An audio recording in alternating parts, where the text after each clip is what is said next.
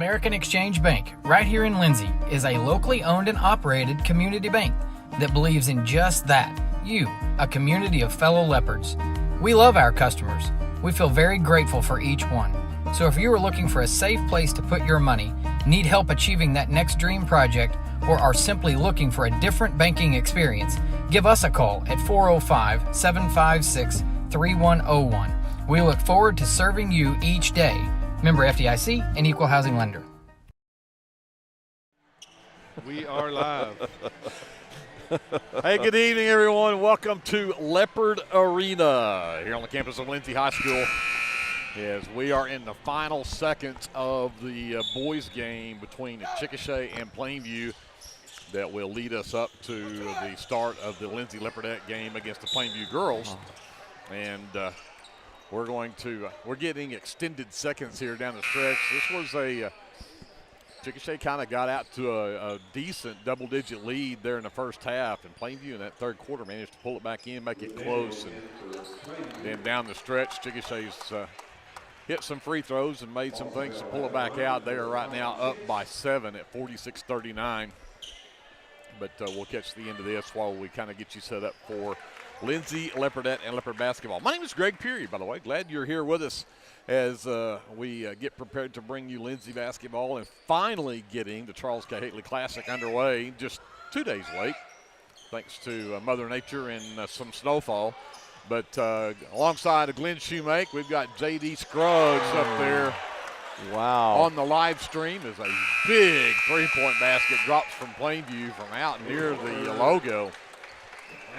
The Chickasha Fighting Chicks will take home the victory in this one, 47-42. They will take on Sulphur in the semifinal game. We'll talk more about what happened earlier today coming up here shortly. But, again, we've got J.D. Scruggs up on the live stream. We've got Andrew ESPN Lion on the camera. We've got Jason Wallenberg running our live feed down at the stations on FM 105.1. And then, of course, Kevin Scruggs is doing what Kevin Scruggs does best. Mm-hmm. He's hanging out in the hospitality room and talking to people. That's right.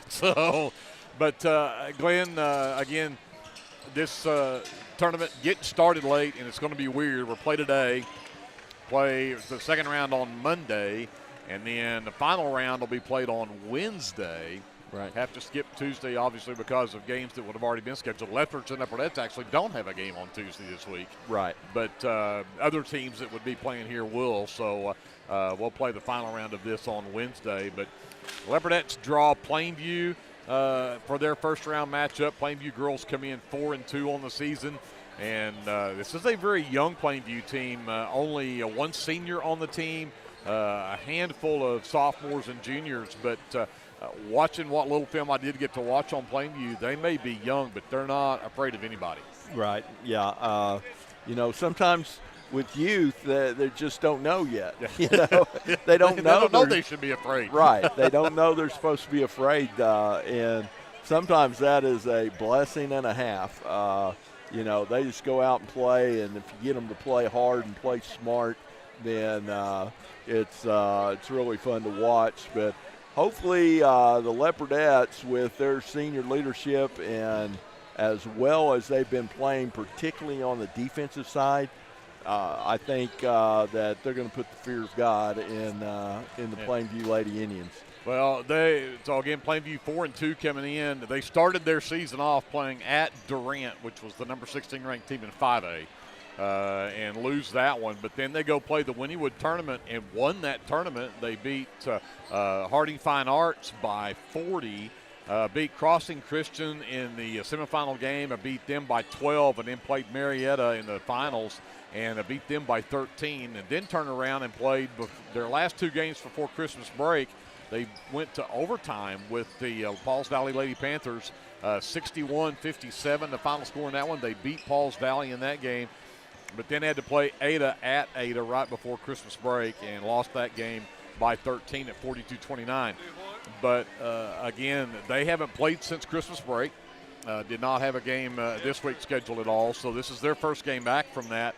Leopardettes have had a couple of games. So that, I think, kind of helps them get back in their rhythm. Playing on your home floor obviously will help as well. But the one thing I noticed about this Plainview team is they are quick. They are tough on defense. And when that shot goes up, you better be back in transition D because they love to run the floor, and they can run down there and get easy layups if you're not careful. So your Leopardettes are going to have to play some really good defense. They're going to have to get on the glass, and they're going to have to make sure they've got somebody back in that transition defense. Right, and you know, play defense without fouling for the Leopardettes, you know, because I love our chances against anybody in the state if we make people try and run their offense against our defense. And that is by far the biggest strength I've seen out of this Leopardettes teams. But, you know, offensively, you never know where it's going to come from. You know, Maddie McGowan can go out there and get you 20. Cannon Russell can go out there and get you 20. You know, Leslie Wilmot and Gentry Wilmot. Leslie the other night went off and did really well. So they've got a lot of weapons that they can go to, and it's really fun to watch them because they're never going to be out of a game this year. I would agree. Yeah, I mean, the Leopardettes, when they played Comanche the other night, beat Comanche 45-31, did not have a single Leopardette in double figures, but you had 9 from Cannon Russell, you had 9 from Leslie Wilmot, you had 8 from Gentry Wilmot, also 8 from Maddie McGowan, and then you had 6 from Alondra Lopez coming in off the bench. So not one player really dominated that game, so that, again, supports your point. You don't know where the offense is going to come from. And I actually sat down over the last couple of days and kind of got some of my stats together for the season about some things. But when you look at the Leopardettes, Cannon Russell leads them from scoring. She's scoring, averaging 12.5 a game, and is also their leading free throw shooter, along with Maddie McGowan, as far as how many free throws they've shot. But I think the surprise came to me that Maddie McGowan has actually been out-rebounded by Leslie Wilmot. Oh, wow. You know, so Leslie's got 33 rebounds on the season, and Maddie with 29. So, you know, they're doing a great job on the glass. But Leslie is that player, and we talk about her all the time during the game. She's just that. I always talked about, and I just went blank on his name for the Mr. Thunder, that Colin. Oh, yeah. That always did all the trash work. Mm-hmm. She's in there scrapping for the loose ball. She's scrapping for the rebound. She's getting open to get the ball to somebody else. Right. But her scoring has really come along too. She's averaging 8 points a game.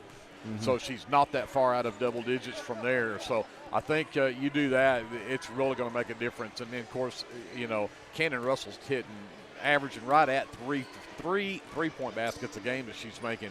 Yeah. That's important too. When the Leopardettes are hitting from three, when you got her and Maddie especially that can hit the threes, and they're lighting that up, then that makes a big difference as well. Yeah, because, you know, Leslie, she works inside. She works on that baseline against zones, and she does the dirty work down there, and she's always in position to get offensive rebounds. I don't know how many times that ball, it comes off, and she just happens to be there. She right place, right time. Right. And so she gets a lot of her points down there working inside. So, and, of course, Maddie McGowan inside, Alondra Lopez when she gets to play. Her minutes, she's a force down there. So it's impressive how well-balanced, as in inside and outside, that this team is. You know, the one thing they probably don't do is run. Yes. You know, they don't run, they don't get out and get a lot of easy baskets, although they do get a lot of steals and breakouts. So they do get some fast break points, but they don't take the ball off the boards and take off running down the floor. So, but everything else is so well designed and so well executed by the Leopardettes that they really don't need to run, you know. Yeah, right. So Abby Cheney and Logan Murillo are two of the starters from Plainview. They are both juniors. They're both 5'10". One of them is their leading scorer at 11.8 points a game. But that's Abby Cheney. But on the flip side of that, you've got Murillo at 5'10", who is their leading three-point shooter. She shoots 41% from three-point. So when you've got a 5'10 girl that can shoot threes like that, and you've got two 5'10 girls on the floor that can play inside, that's problems. And so the Leopardettes are going to have to make sure they've got their inside game going, especially on defense. But they do well. Again, very high pressure defense. They are very quick. The Leopardettes, again, their defense is going to get put to the test tonight, I think, in this very young Plainview team, at least early. Right. Leopardettes get it figured out. I think, again, I like our chances. But, right. So we have Oklahoma in the background. What I don't know is if we're actually going to do an anthem before this game. I don't know either. So I would have assumed we did it before the tournament started. I would have thought, but maybe we did not do one at the early part of the game. So we'll keep it here momentarily. We may quickly go back up to JD while we do a national anthem here momentarily, but we're just about ready to get Leopardette basketball under the way here. Welcome back to first round action. We have a special presentation tonight. So we are going. Looks like we're going to have a presentation here. Good evening, ladies and gentlemen. My name is Andy Fitch. I'm with American Legion Post 23 here in Lindsay, Boston Post. We're here because our Sergeant at Arms, Bill Crosby, got together with the staff and the administration here at Lindsay, and they're dedicating a cheer tonight to POWs and MIAs. It's been a long time coming, but we're getting it done tonight. But I want to give you a brief history on what this is.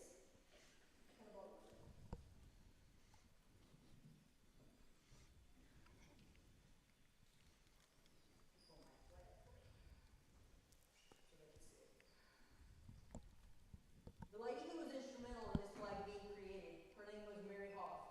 She was the wife of Lieutenant Commander Michael Hoff. He was shot down in Laos on the 7th of January, 1970.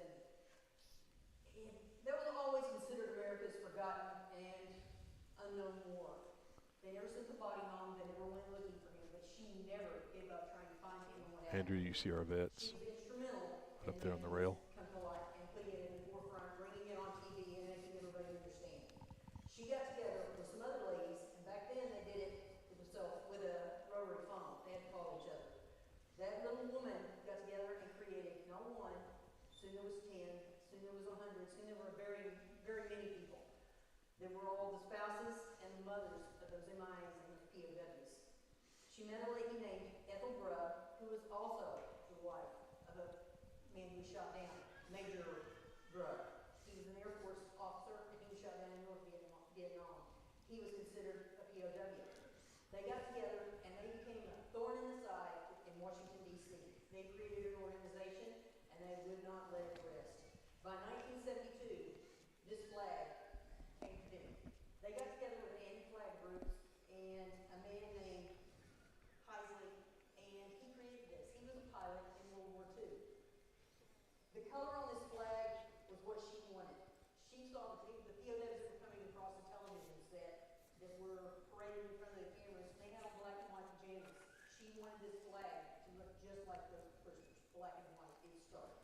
She asked all creation on it, POW, and the words underneath, and she wanted the town in the background. She said she wanted a POW on the front of it. Mr. Heisley used his son, who was home on leave. He was a Marine, and took a picture of him and used his outline to go on this flag. The two of them created this. It was finally adopted in 1972, but believe it or not, it was not considered an official flag until 2019, when Maryland made the Capitol building very embarrassed because they were flying it on all of their facilities on all of the ground. So it is now considered an official flag for all federal installations. It is flown on all 6 holidays that they honor here in the United States: Armed Forces Day, Veterans Day, and Memorial Day. But it is also the only flag that has ever been flown over the Capitol building with our national ensign. The only one. So little Miss Hoff, who wouldn't let it rest, is the reason we have this flag. Just Miss Hoff. But she didn't let it die there. She also went on to create the POW MIA Memorial, where her husband flew out of in Georgia. That memorial is on the grounds of what used to be Andersonville Prison, the most appropriate place for it to be. And believe it or not, most people do not understand the history of this flag.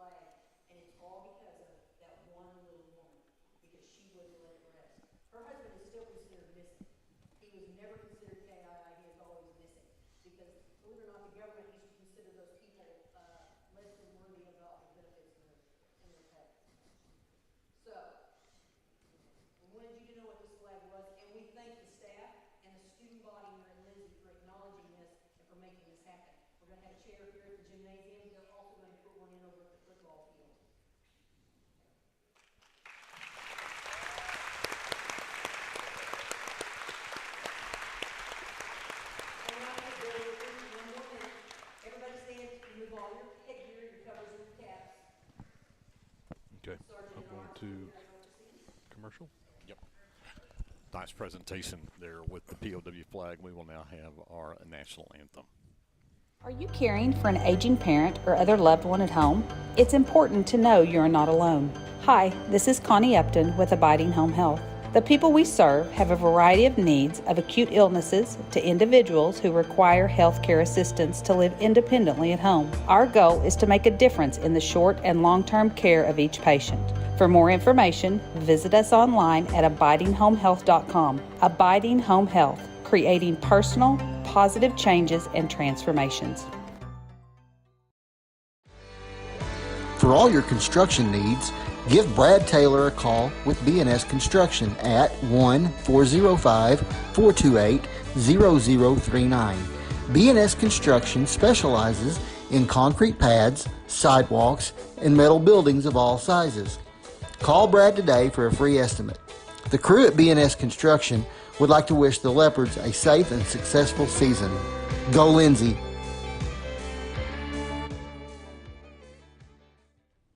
BC Factoring and Finance is a local, family-owned finance company. We assist small businesses with flexible and creative financing solutions to meet their cash flow needs. Call us to discuss ways we can help free up your time to focus on building your business. Visit us online at bcfactoring.com or give us a call at 405-259-2104. Go, Lindsay! Craving a taste of authentic Mexico right here in town? Head over to Casa 13. Order to go and settle in for all your leopard action at home. Now serving breakfast Saturdays and Sundays. Come see us at 110 Southeast 4th Street. Go Leopards! This is Brandon Cottrell, pastor at Calvary Baptist Church. Just want to take a moment and invite you to come worship with us this Sunday. Classes begin at 9:30 and worship follows at 10:45. We have something for all ages each Wednesday night. Meals begin at 5:30 and Bible study follows at 6:30. We would love to have you come be a part of our worship. We are located 410 West Chickasaw. Come join us. Clements Insurance provides insurance coverage to best suit your needs. We offer auto, home, farm, life, and business policies. Come by 109 West Chickasaw or call 405-756-2253. Clements Insurance is carrying on the tradition to satisfy you. So come see me, Keith, or Beth. Go Lindsay! The City of Lindsay is a proud sponsor of LHS Athletics and Academics and wishes all Leopards and Leopardettes a healthy, happy, successful season. Lingman Incorporated is a proud supporter of the Lindsay community. We hope you'll keep us in mind for all your oilfield electrical needs. You can give us a call at 405-756-4773. We are back. Welcome back to Leopard Arena, and again, very nice presentation by our local posts down here and the POW flag and national anthem. We're now ready for basketball. Lindsay Leopardettes, Plainview Lady Indians, round one matchup here in the Charles K. Haitley Classic for 2025. Greg Peary and Glenn Shoemaker courtside with you. Let's get to the starting lineup for the Lady Indians. They come in 4-2 on the season. And we'll start this way. Number 11 is Bailey Fincher. Fincher is a 5'4" junior. Number 12 is Landry Upshaw. Upshaw is a 5'7" sophomore. Number 15, Callie Williamson. Williamson, a 5'2" junior. Number 22 is Abby Cheney. She's a 5'10" junior. And to round out the starting five, number 23, Logan Murillo, the 5'10" junior. So, of course, Cheney and Murillo, the two that I think we really are going to have to worry about here tonight. Head coach for Plainview is Grant Gash. He is assisted by Stacy Sizemore and Allie Parham. And again, the Lady Indians 4-2 coming into tonight's matchup. For the number 13 ranked Lindsay Leopardettes, they come in 8-2 on the season after that win against the Comanche. They'll start this way, a 5'4" senior, number 1, Gentry Wilmot. At forward, a 5'10" 5'10" senior, number 5, that is Maddie McGowan. Also at forward, a 5'7" senior, number 10, Leslie Wilmot.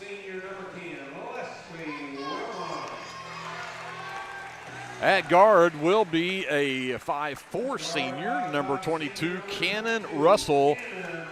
And a little change to the starting lineup tonight. Number 25, Marisol Hernandez.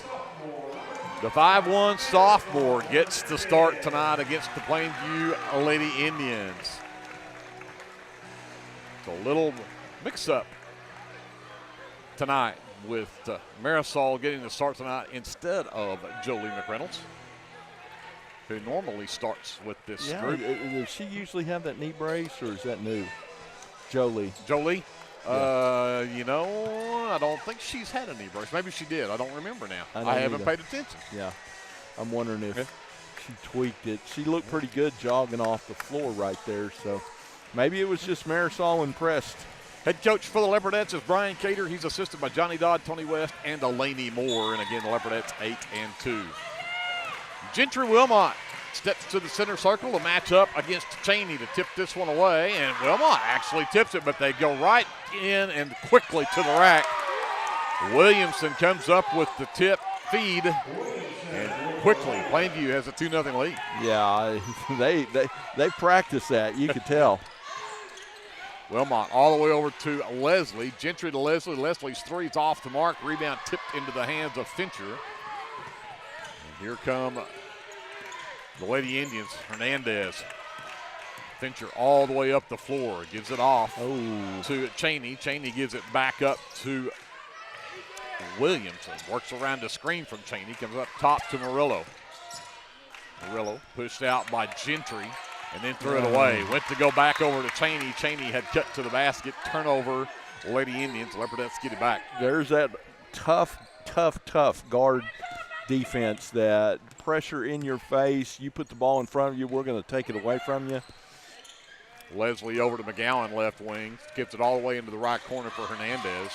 Works to the right wing, up top on the handle as they'll reset with Russell on the handle.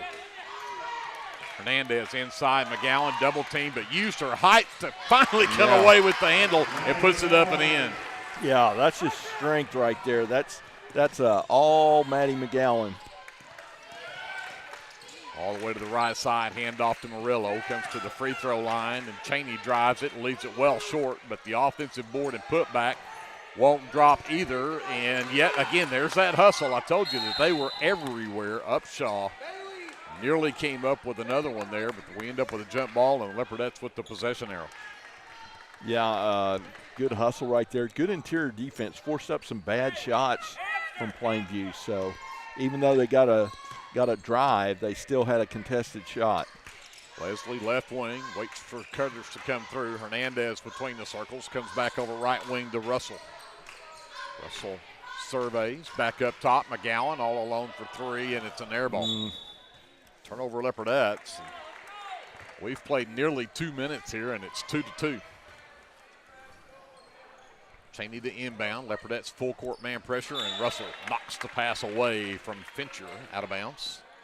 Yeah, I love this fly switch. Hopefully they're going to flash. Sometimes they don't. Sometimes they just play it straight up and don't fly switch out of it. But if they're trapping out of it, it's going to be good. Williamson ends up with the basketball. Russell chases her up the right side, picks up her dribble, now needs some help. Finally got it away to Upshaw, right wing with McGowan on her, gets it in the lane. Nice left-hander up and in for Abby Cheney. Okay, a little side note there is Cheney left-handed, because she looked pretty smooth right there for putting that up with her left hand. Russell left wing. Again, looking inside of McGowan. Hernandez top of the key, fires the three. Up off the back iron, no good. McGowan tips the rebound. Leslie ends up with it. Gentry left side, drives the baseline, and she'll draw contact and get to the free throw line. Foul goes on number 12, Landry Upshaw. That's the first foul call in the ball game. They said she wasn't shooting. I started to say I would have had her shooting free throws. Gentry to inbound baseline. Had McGowan, didn't get it to her. Up top, Hernandez. She'll give it up to Russell to set the offense. Plainview stays in that man defense. Leslie up top to Hernandez. Left wing Gentry. They're double teaming McGowan and leaving Hernandez wide open. 3 is another air ball, and there's a rebound underneath from Williamson. And again, here they come in transition right down the middle of the lane. Out left for Cheney. She nails the 3. 7-2, Lady Indians up by 5 here early. Under 5 left to go here in the first quarter. Leslie left wing. McGowan steps out top of the key, sends it to Hernandez right wing, and they're not covering her at all. They're going to let her shoot all night long. Yeah, and I can tell you, Marisol can make those. Cannon fires a 3 after she was left open out on the left wing, missed it. Rebound pulled down by Fincher, and I think we're going to get a reach-in foul called on McGowan. Her first, team's first in the quarter, and Coach Cater says that's enough. Let's talk. 4:32 left to go in the first. 7-2 Plainview. We'll come back for more Leopardette basketball presented by the American Exchange Bank right after this on KBLP Live. Hey friends, Danny Daniels here. I wanted to take a moment and let you know about a very helpful service that I provide for you and your family in our community. I own and operate Danny Daniels Pest Services, and I would like to ask you to call me the next time you have a need or desire for effective, safe, and affordable pest services. If you have spiders, roaches, ants, fleas, ticks, scorpions, crickets, whatever, I can help. Give me a call at 405-428-3833. That's 405-428-3833. I'd be glad to help.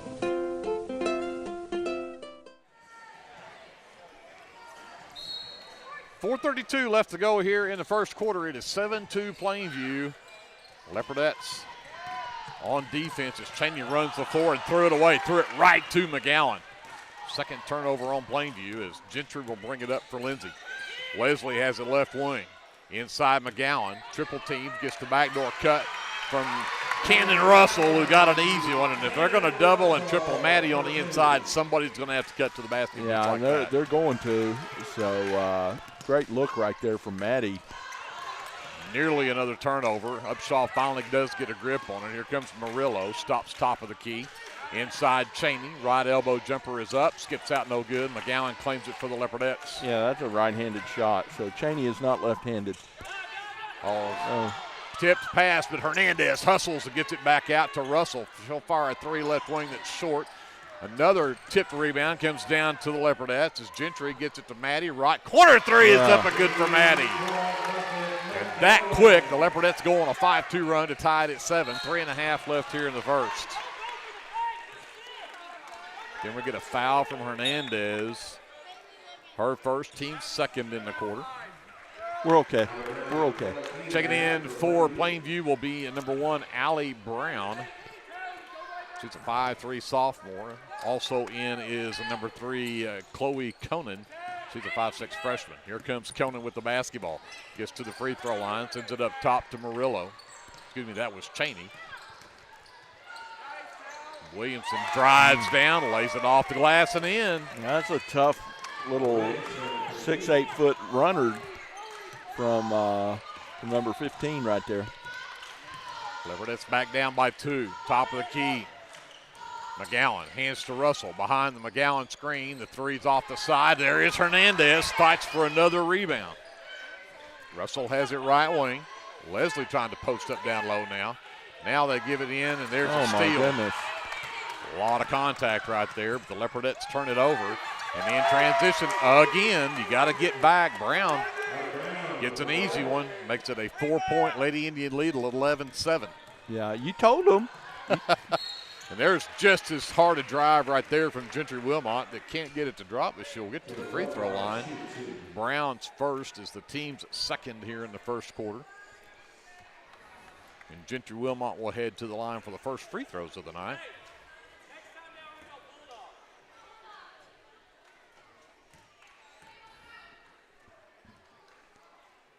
And Gentry's off to the left with the first one. Ooh.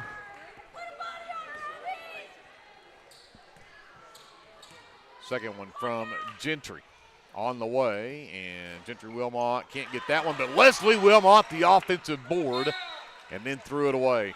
McGowan trying to say it was tipped, but turnover number 3 on the Leopardettes after Leslie Wilmot came up with a great rebound right there. Yeah, and she was kind of accosted right there on her pass, and no call. Murillo checks back in for the Lady Indians. Upshaw checks out. Hernandez in the backcourt on Conan. Gets it across the line to Brown. Brown looks to drive down. Dribble handoff too hard. Turnover number 3, and here's Russell one-on-one. Dan got it in the end one. Cannon Russell, the strong drive in transition, and gets the foul on Brown, which is her third team foul in the quarter. And Brown is immediately going to check back out, and Bailey Fincher is going to come right back in. Yeah, a great drive right there from Cannon.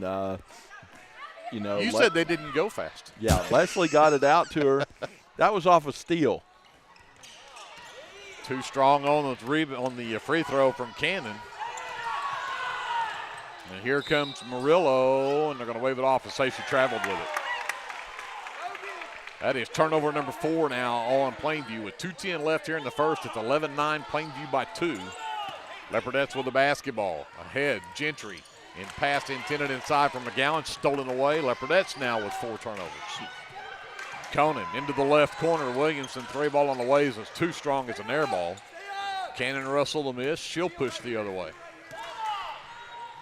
Sends it up the floor, right wing to Gentry. She tried to drive in on Cheney, didn't get it done. She'll get to the free throw line, and that one's too strong. Rebound pulled down by Williamson. And again, got to get somebody to stop the basketball, and they're going to get the travel. Williamson trying to plead her case, and the official says she drug her back pivot foot. Yeah, she did. I saw it. I saw it. She did. She said she did it. It's true. Yeah. Upshaw checks back in. We're going to have some token backcourt pressure here as the trap comes. Russell gets rid of it to Hernandez. Gives it back to Russell with 1:25 left. Leopardettes down by 2 with the basketball. Right wing Gentry around the McGowan screen. Can't get her on the roll. Comes up top to Leslie. Left wing Russell around the Leslie screen. Did have Leslie on the roll, but overthrew her on the pass. Leopardettes turn it over for the 5th time, and it'll go back over to Plainview. Leopardettes stay with the pressure in the backcourt. Williamson races the other way, gives it underneath. An easy one again under Landry Upshaw into the basket. Makes it a 13-9 ball game. Russell, right wing Gentry. Now inside. McGowan got the one-on-one finally, but left it short. Good defense there. Rebound pulled down by Upshaw. They stop Murillo in transition. Upshaw drives the right side of the lane. Runners off the side of the backboard. McGowan with the miss for the Leopardettes. Here goes Gentry in transition. Pulls up. Sends it right wing. Got it down inside Leslie, and she'll draw contact. And Leslie Wilmot will head to the free throw line. Plainview foul called on Logan Murillo, her first, the 4th on Plainview here in the first quarter.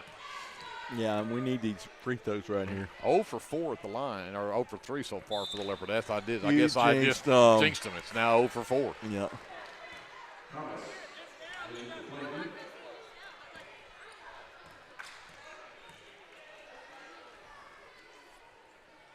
Got that one to go. Her first point makes it a 13-10 ball game. Leopardettes trail by 3. Quickly ahead comes Conan. Good defense from Gentry. Stops that drive. At the free throw line is Upshaw. Out to the right wing is Hadley Camus. Backdoor cut from Murillo off the side of the backboard. Leslie with the rebound, and then we're going to call a travel on Cannon Russell, trying to get going in transition. 7.4 seconds. We need a good stop right here. Cannot let them get to that double possession lead. Everybody goes right, and they cover the backdoor cut from Murillo. Send it out left. Upshaw for 3s off the front of the rim. No good. And they'll come up with another chance. Conan can't get to the basket quick enough, though, and it'll end the first quarter with the Lady Indians a 13-10 lead over the Lindsay Leopardettes. We'll send it back up to JD Some words from our fine sponsors. We're back with more Leopardette basketball here on KBLP, presented by the American Exchange Bank here in Lindsay. Whether you want to promote your business or unite your team, depend on Design It. Locally owned and operated, we are dedicated to offering the service you need to give you the results you deserve. We are committed to providing you with custom screen printing, embroidery, custom graphic designs, logo designs, and we have a creative arts department and an in-house artist who can take your idea and give it our professional touch with custom art services.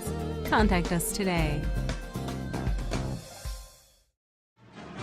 Hey Leopard fans, this is Nick Johnson from First Baptist Church Lindsay. At First Baptist Church, we are a family ministry and desire to faithfully proclaim the gospel in Lindsay and beyond. We would like to invite you to join us every Sunday for worship at 9 a.m. and Sunday school following at 10:15. Our Wednesday evening activities start with dinner at 5:50, and then we have Bible studies for children, youth, and adults starting at 6:30.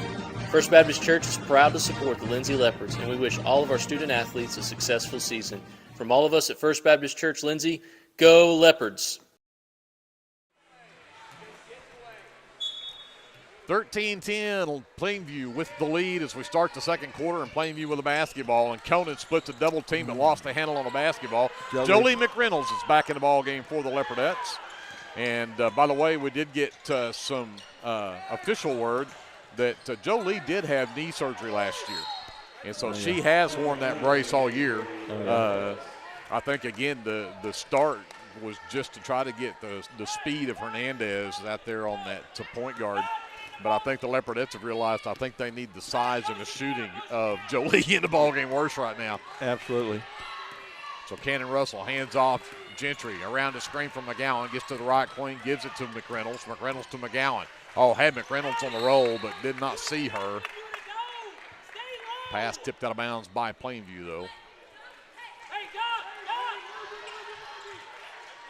Lob up top. Russell will wait for everybody to get balanced out. Goes to work on Conan. The dribble handoff to McReynolds. Now they got her, but threw it away. Needed to lob it a little higher there, and here they come in transition. Fincher can't get it to drop, though. Russell away with the miss.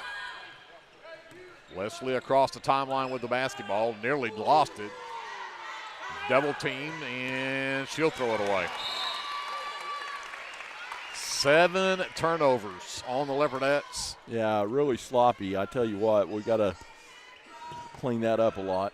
Get something under control here as Conan brings it across. Upshaw went to set the screen. Conan nearly got picked by Gentry there. Comes up top to Murillo. Goes to work on McReynolds. Murillo, the runner, off the glass and in for Logan Murillo. They must practice those because they're shooting a lot of them and they're making some. 5-point Lady Indian lead, 6.5 left here in the first half. Gentry around the McGowan screen. McReynolds down to the lane, puts it up, no. But will get contact and get to the free throw line. Foul called on number 2, Kamas, K-A-M-A-S. I don't know if that's Kamas, maybe? Kamas. First personal, first team foul here in the quarter, and McReynolds knocks down the first free throw. Probably a typo. It's probably supposed to be Thomas. Hey, could be. Who typed that up? Could be the guy talking.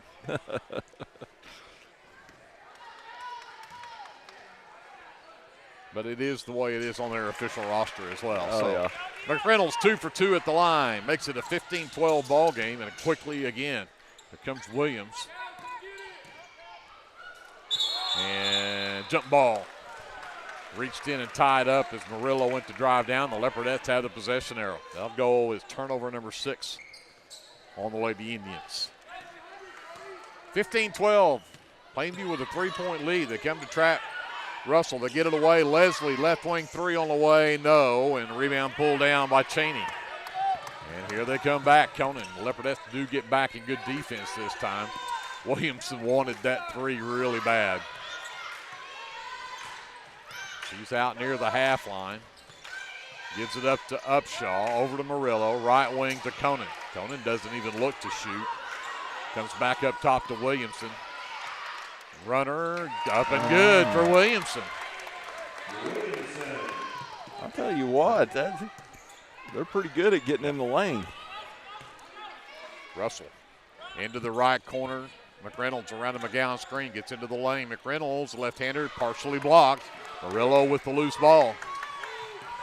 She races the other way, the Euro step, and they're going to call a blocking foul on Leslie. And they're going to call it on the shot. Oh, it's on Maddie, wasn't it? No, Leslie. Nope. Leslie's first, team's first in the quarter, but they're going to put Murillo at the free throw line. First free throws tonight, 5-point lead with 5:20 left to go here in the second quarter. Free throw up and good for Logan Murillo. She now has 3 in the ball game and makes it a 6-point Plainview lead. This one would make it a 3-possession game. Got them both. Fincher back in for Plainview. Murillo will have a seat. Russell will push it up. Trap comes. Oh. Needs some help. Got it over to Leslie. Leslie gets away from Fincher, but she needs help now. Gentry out near the half line has Conan on her. Gets it to McReynolds. McReynolds takes it all the way down, but has to pull it back out as Conan stopped the drive, and then she turned it over. Fincher up top. Williamson, 3-ball on the waves, front of the rim, no good. McGowan with her 3rd rebound. Outlet for Russell. Pushes ahead, has Jolie at the other end. Nice shot! Great find from Cannon Russell, but great control for Jolie to get that one in. Yeah, that was a tough shot, and she got it to fall. Fincher for 3 right wings, too strong, but Conan's on the backside to get the offensive board. In the lane, Cheney turns around, shoots an air ball, and Jolie, nice, again, gets that rebound, and then has Upshaw fall on that braced up knee. McReynolds to Russell. Russell down the lane, turns around, and she shoots an air ball. Conan the other way, out to the corner. Fincher into the lane. Gentry, good defense, but better shot. Bailey Fincher with the basket makes it a 21-14 ball game with exactly 4 minutes left before halftime. We've got a full timeout on the floor. We'll take it with them. Come back after this. This is Leopardette basketball presented by the American Exchange Bank here on KBLP Live. For all your tax services, contact Grant and Katie Johnson, CPA. Grant and Katie are certified public accountants that provide full-service accounting, bookkeeping, payroll, and tax services. With 2 offices, one located at 600 Southeast 4th Street in Lindsay, Oklahoma, and another at 313 North Walnut in Pauls Valley, Grant and Katie are ready to meet your CPA needs. Give Grant or Katie a call at 405-238-2727 and set up your appointment today. Hey there, this is Trace Adams with Hassler Hot Oil Service. We are family owned and operated with over 25 years experience. I am a 4th generation Lindsay Leopard, and we proudly support Lindsay Leopards and Leopardettes athletically and academically in all their endeavors. Call my dad, Greg Adams, at 405-756-6075 for all of your hot oiler needs. Again, that's 405-756-6075. Go Lindsay!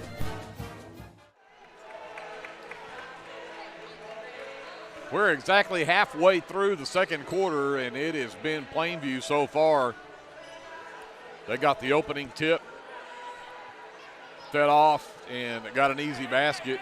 Leopardettes tied it at 2, tied it at 7, but since then, it's a 14-7 run for the Lady Indians as they've got a 7-point lead. Full court pressure, the Leopardettes break it as Russell gets it across the timeline. Williamson with the defense. Right side, Hernandez, who's back in the ball game. Stops up top, Leslie. Left side to Cannon Russell. Back up top for McGowan, right wing Leslie. Gentry, left wing McGowan. Surveys for cutters, comes up top to Hernandez. Back over to Gentry, right wing. Again, they're not covering Hernandez at all. Every time she's got the ball, her girl's sinking off to cover inside. Hernandez left side, lost the handle, got into the lane though. The floater is too short. The rebound comes down to Fincher. Ahead and in transition again, Williamson. Her 8th point of the game. It's a 9-point Plainview lead. Hernandez across to Gentry. Gentry down the right side of the lane. Back in there, and she'll draw contact, get to go to the free throw line. Nice job of creating something underneath as she will pick up foul number 1 on Abby Cheney. Second team foul in the quarter, but this will put Gentry back at the line. Gentry scoreless so far. Missed her first 2 free throws back in that first quarter. And that one is short as well. Leopardettes is a team, I think I looked up earlier, Glenn, they're 67% free throw shooters, not great. Gentry herself, though, coming into this game, 83% free throw shooter, but she's now 0 for 3 at the line. Yeah. That one's short as well, and a rebound comes down to Cheney. Ahead to Williamson, back to Cheney, and did we get the offensive foul? Yes. Great job for Cannon Russell to stand there and let Cheney run over her. Cheney's second is the team's third. Gentry will get a breather as McReynolds returns for the Leopardettes. Russell gets the inbounds. She'll go to work on Williamson. The trap comes, sends it ahead to Hernandez. Hernandez attacks, gets it in the lane for McGowan. McGowan off the glass and in. Created by nice job from Hernandez driving the baseline. Yeah, you know, went until they stopped her and then got it over to the open girl. Leopardettes come up with it on the other end of the floor, and here comes Leslie. Ahead to McReynolds' left side. Sends it back over Hernandez. Backs off with a 5'10 Murillo, and now fires a 3 that's too strong. Rebound tipped, though. McReynolds, the reverse will go in. Jolie McReynolds has 6 in the ball game now. 6 in this quarter. 23-18, Leopardettes back within 5. Murillo, that is Cheney. Left elbow jumper is short. Cannon Russell with the miss. Leopardettes with a basketball. Hernandez steps back, looks at the 3. They let it back inside. And the left-handed baby hook will not drop from McGowan. Rebound taken away. McGowan got it up and in. 23-20, Leopardettes on a 6-0 run have pulled back within 3. Murillo sends it back out to Williamson. They'll reset here, and we're going to have a timeout called by Coach Grant Gash as Plainview is seeing their lead dwindle back down to a single possession. Timeout. Plainview will come back after this. This is live coverage of Leopardette basketball presented by the American Exchange Bank on KBLP Live. Get your game day, or any day, off to a great start with Hot Mess Coffee at 213 South Main in Lindsay. Hot Mess Coffee Co. offers coffees, lattes, teas, and other tasty beverages, plus great food, too. Good luck to the Lindsay Leopards from Hot Mess Coffee Co. and Java House Realty at 213 South Main in Lindsay.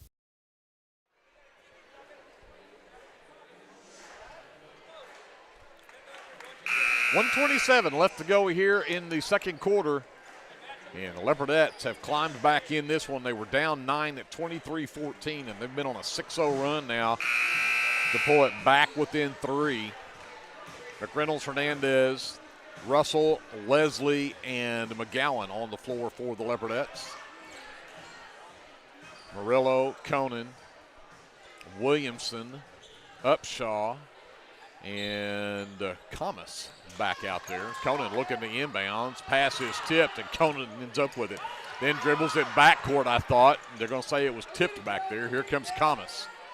Hands it back to Conan. Tried to get it to Williamson. Hernandez made it difficult. I thought Hernandez might have had a hand on that one. Oh, great defense from Hernandez. Upshaw with it, top of the key, has McGowan on her. Finally got it away to Murillo, right wing, looks to drive in, gets to the baseline, good defense, and we're going to get a travel call on Murillo. Yeah, she picked it up, and then she hopped, and then she stepped, and that's too many. 1 minute left. Leopardettes looking to either climb within 1 or take the lead, or take the lead, tie on this possession. Leslie at the top of the key. And pass is knocked loose from her from behind. Turnover Leopardettes. Here comes Lady Indians in transition, and Upshaw gets another easy one. I'll tell you what, they're good at making those fast layups. Russell with Williamson on her, 35 seconds left. Gets it into the right corner, Hernandez. Fires it. Oh, I thought that one was in, and then McReynolds nearly came away with a steal right there as Williamson had the rebound and knocked out of bounds by McReynolds. Inbounds comes to Williamson with 25 seconds left. You would think Plainview might look for a final shot here with a 5-point lead. I don't know. Teams that go fast sometimes can't slow down. Yep, she walked. And she walked with it. Maybe should have slowed down. Yep, she's going too fast.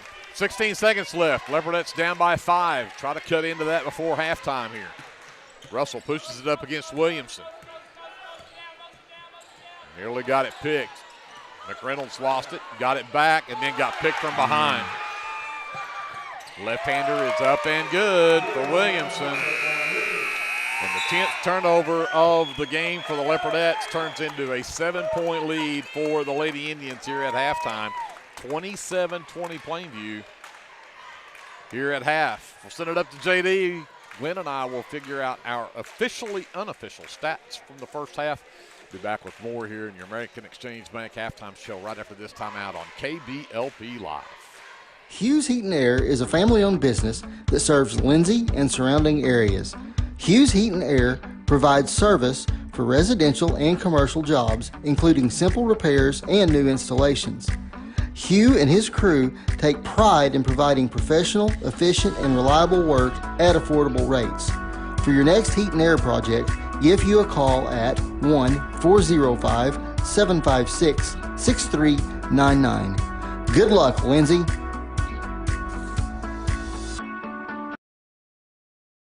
Legacy Roofing is a family-owned and operated business that serves Lindsay, Oklahoma and surrounding areas. We specialize in getting your home back to its best, whether it be annual wear and tear or storm damage. We don't just fix roofs, we take care of your home. Legacy Roofing, family-owned, community-focused, and always here for you. Call us today for a free estimate at 405-756-8855 and let us protect your home with the care it deserves. Hey, Lindsay community. My name is Christian Torres, and I am the minister for the Lindsay Church of Christ. We would like to invite you to come and worship with us on Sundays at 10:45 a.m. and Wednesdays at 7 p.m. We're located at 1205 West Cherokee Street. Here at the Lindsay Church of Christ, you will find the truth of God's Word, spoken in love, and a group of people who love God and one another. Do you have a Bible question? Well, we have a Bible answer. Come and worship with us and be edified at the Lindsay Church of Christ.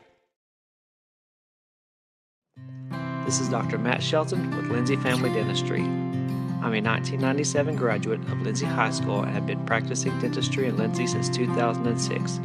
We welcome you to come to our dental practice so we can help you and your family with all your dental needs.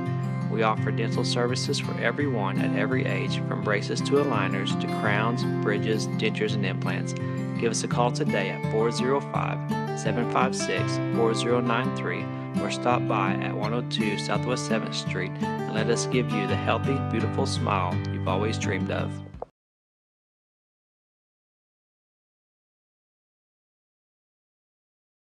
Lindsay Municipal Hospital is dedicated to providing quality service to our local community, and we're wishing our Leopards and Leopardettes a healthy and successful basketball season. Go Leopards!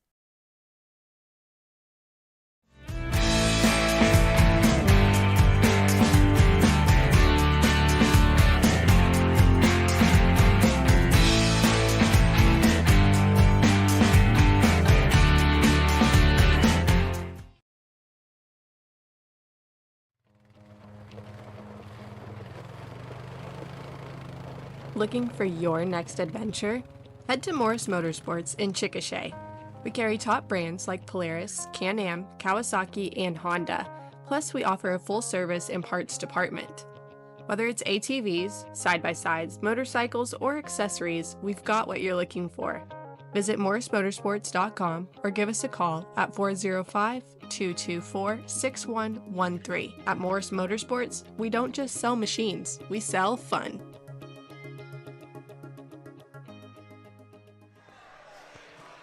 take out the hospitality room on that one. We are here at halftime, and as you can see, we have a half-court shot contest going on out here, put on by the Lindsay Athletic Booster Club. Half-court shot, it's $1 per shot. And he took out the fans. Yeah. winner gets half the pot, so that has drawn all kinds of interest out here. You can see the line at midcourt. But we're here at halftime. It is 27-20 with the Plainview Lady Indians on top of the Lindsay Leopardettes. Let's look at our officially unofficial stats. First for Plainview. Only one player in double figures for either team, and that is Callie Williamson, and she's been the beneficiary of, I think, 3 transition easy layups, and she finishes with 10 points in the first half. Then they really spread it from there. Abby Cheney has 5. She has the lone three-point basket that's been hit by Plainview here in this first half. 4 apiece from Landry Upshaw and Logan Murillo, and then 2 apiece from Allie Brown and Bailey Fincher rounds out the scoring for Plainview, who went 2 of 2 from the charity stripe. For the Lindsay Leopardettes, Maddie McGowan has the lone three-point basket for the Leopardettes, and she has 9 here in the first half. Jolie McReynolds didn't get the start, but she had 6 points there, all in that second quarter. Then 4 points from Cannon Russell, a free throw from Leslie Wilmot rounds out the scoring for the Leopardettes, and they went just 3 of 9 from the free throw line there in that first half. Both teams with 14 rebounds, because neither one of them really shooting real well. I think we'll find out more about that when we get to Glenn. But 14 rebounds apiece for each team. The Leopardettes with 10 turnovers in that first half, but Plainview also had 9 of their own. With that, we go talk to Glenn. Let's look at some shooting numbers. I'm watching this three-point you don't have time. half-court contest. We're working here, okay, Glenn. Come on. Okay, come on. okay. For Plainview, they shot the ball pretty well, actually.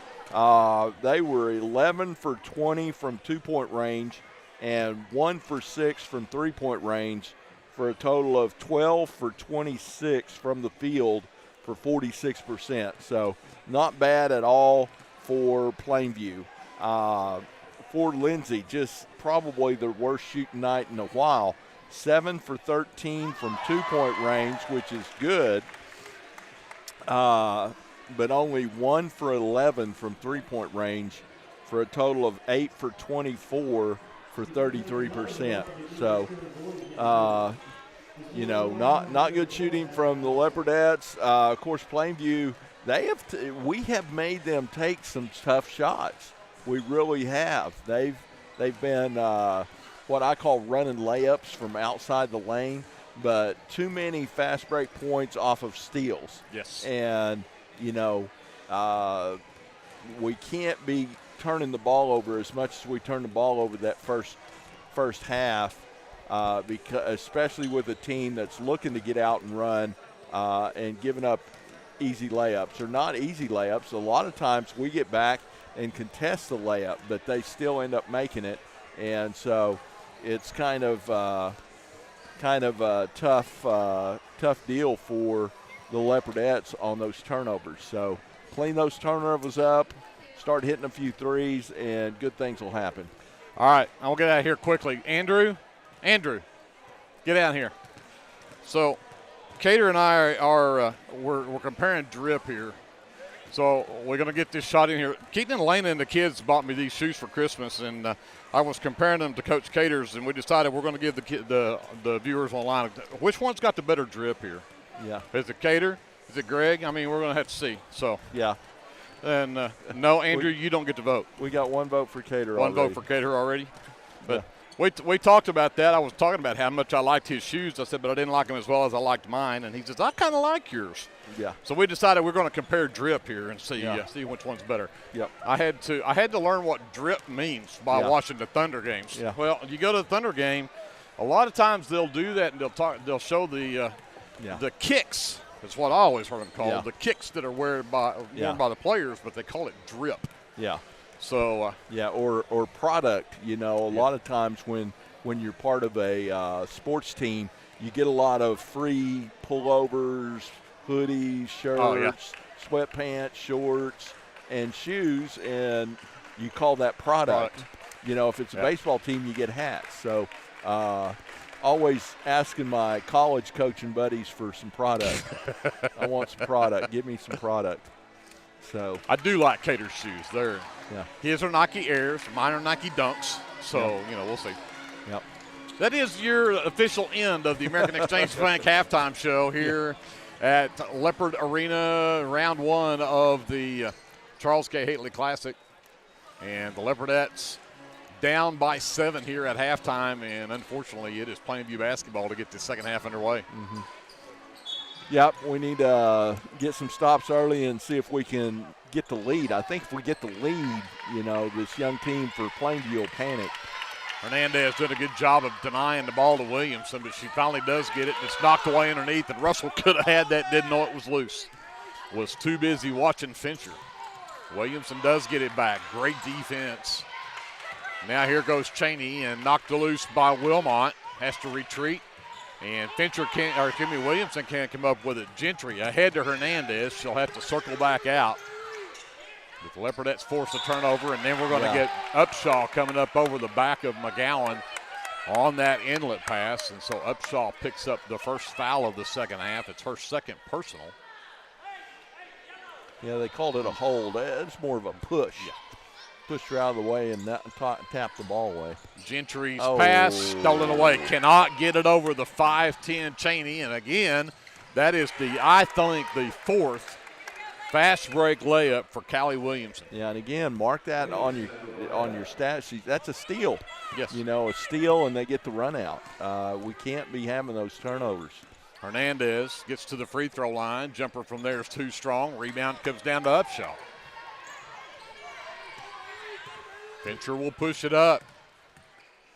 Gets it up between the circles to Upshaw. Goes back to Cheney. Knocked loose, though. Cannon Russell, I'm not sure she realized she was doing that. It just worked. Yeah, Marisol knocked it away. So Russell gets it between the circles to McGowan. She'll hand it to Gentry. Heads right, heads down the lane. Tough shot. Gentry got it in. 29-22, 7-point. Plainview Lady Indians with the lead. Williamson trying to get away from Hernandez. Gets it to Upshaw, top of the key. And there is Hernandez with the steal. Has it 1-on-2 and knocked away from behind, out of bounds by Upshaw. It'll be Leopardette basketball, and that's now 12 turnovers on the Lady Indians. Yeah, and as tight as the defense from the guards usually are, it seems like they've turned it up even a little bit higher here this second half. Again, Hernandez not even covered out there in the corner. They're not looking at her at all. And that's allowing them to double team McGowan underneath. Hernandez right wing three is short. She's going to have to get some of those to drop in. We know she can, but she just hasn't yet. And until she does, they're going to let her stand out there all night long. Fincher down low. Upshaw, jumper from 6 feet is up and in. 31-22. 9-point lead. And a turnover on the Leopardettes, stolen by Cheney. Ahead to Williamson, back to Cheney. Lost the handle initially, but got it back and put it in. 11-point lead. Turnovers. That's another fast break point off of a turnover. Russell drives down. Hernandez to the right elbow. Up top to Gentry. Around to Hernandez screen. Back out to Russell right wing. Gentry back in the corner right side. Inside, McGowan. Here comes the double team. Turns baseline. Goes underneath to Leslie, and Leslie gets hacked by Murillo. That'll be her second personal. Second team foul.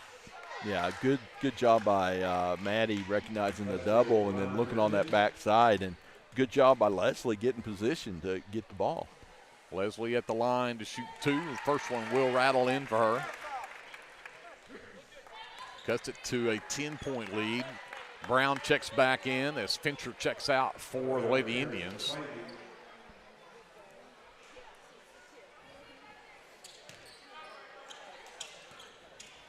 Second free throw coming up for Leslie Wilmot. And the senior can't get that one to drop in. Oh, but Murillo caught it but went out of bounds with it. So Leopardettes get it back. Hernandez is out. McReynolds back in for Lindsay. Gentry Wilmot on the baseline to inbounds. Got it to McGowan. Tough shot. She got it to go. Good find right there. You know, I've said it before, a good inbounder of the ball is worth their weight in gold. And that was a great entrance pass.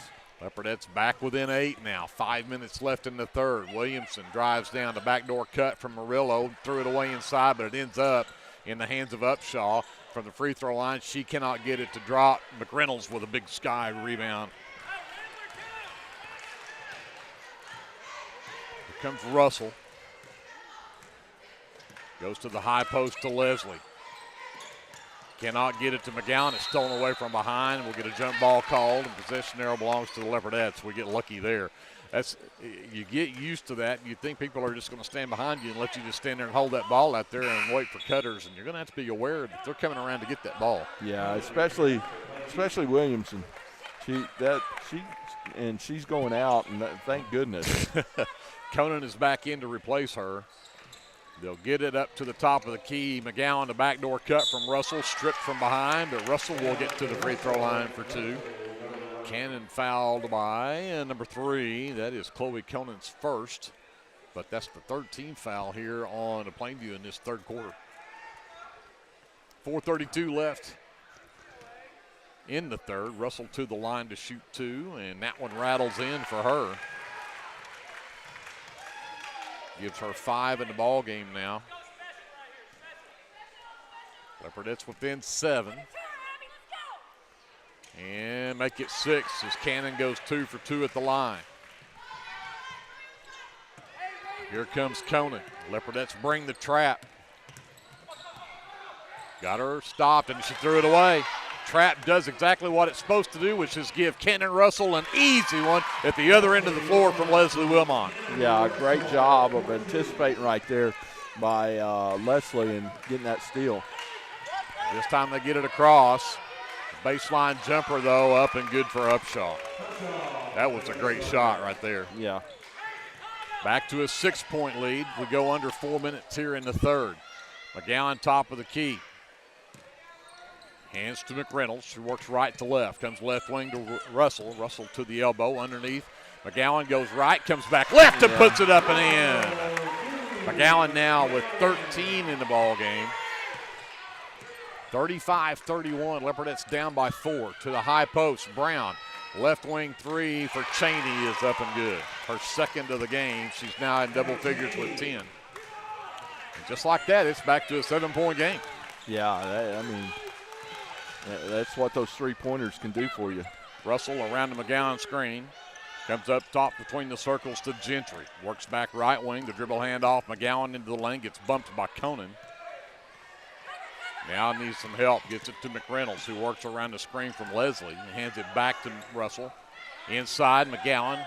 Back out to Leslie. Left wing 3. On the way and good! Leslie Wilmot for 3. Leopardettes back within 4. Conan on the handle. Again, Russell on the screen. McGowan picks her up on the switch. Back to Russell. And then great defense. McReynolds with the block. And then she turned it over. Stolen away. And then Conan nearly lost it again. Murillo for 3. Front iron no good. Rebound backside by Brown. 3 from the left corner rims out no good. Another offensive rebound by Upshaw.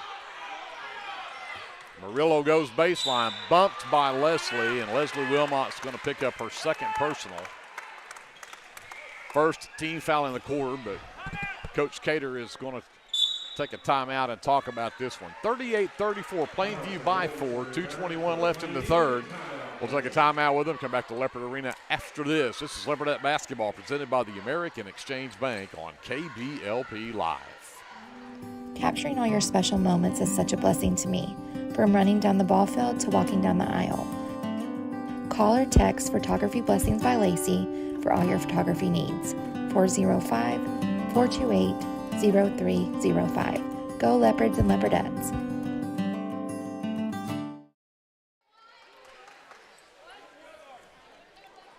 (38-34), Plainview by 4. We've got 2:21 left to go here in the third quarter.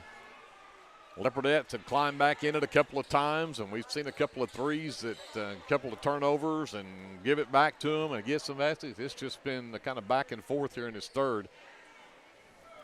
Leopardettes continue to fight, but it will be Plainview basketball out of the timeout. Brown under her own basket to trigger. Got it to Williamson in the right corner. Hernandez with the defense. Goes underneath to Upshaw. Threw one at the basket, and Reynolds was perfectly placed for the defensive board, excuse me. So Leopardettes bring it back up. Hernandez all alone, left baseline, drives down, drops it in. That a kid. That's what the Leopardettes needed right there. They're back within 2, 38-36. Drive down the lane, shot off the mark. Hernandez comes away with a miss. Gets it away to Gentry between the circles.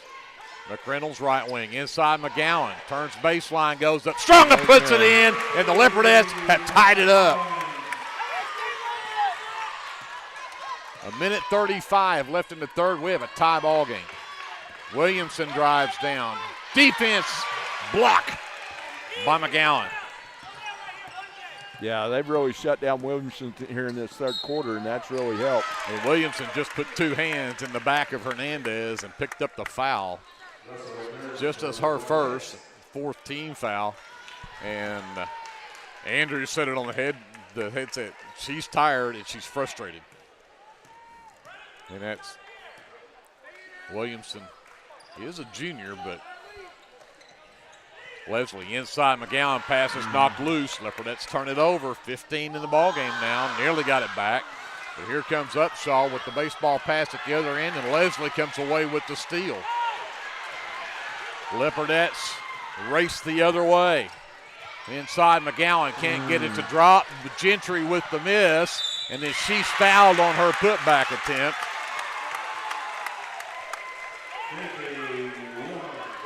Foul called on Landry Upshaw is her third. That is the fifth team foul.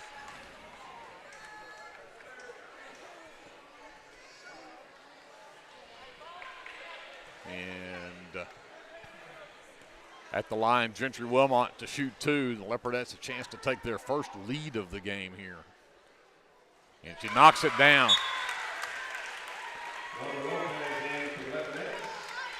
39-38. Leopardettes on a 19-11 run in this quarter. And we've got 53 seconds left in it. Left the second one extremely short.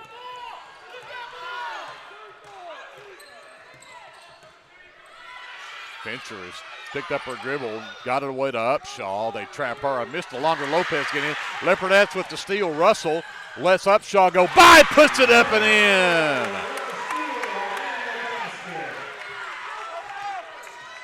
41-38, Leopardettes by 3. 25 seconds left in the third. Up top, Fincher. Back over to Brown. Takes it baseline, runs into a double team, has to pull it back out. It's loose on the floor. Williamson just ran over someone. It's loose on the floor. We get a jump ball. Possession arrow will leave it with the Lady Indians, however. 13.9 left in the third. Yeah, you take Williamson out of this offense, and they're in trouble. Brown to bring it in on the baseline.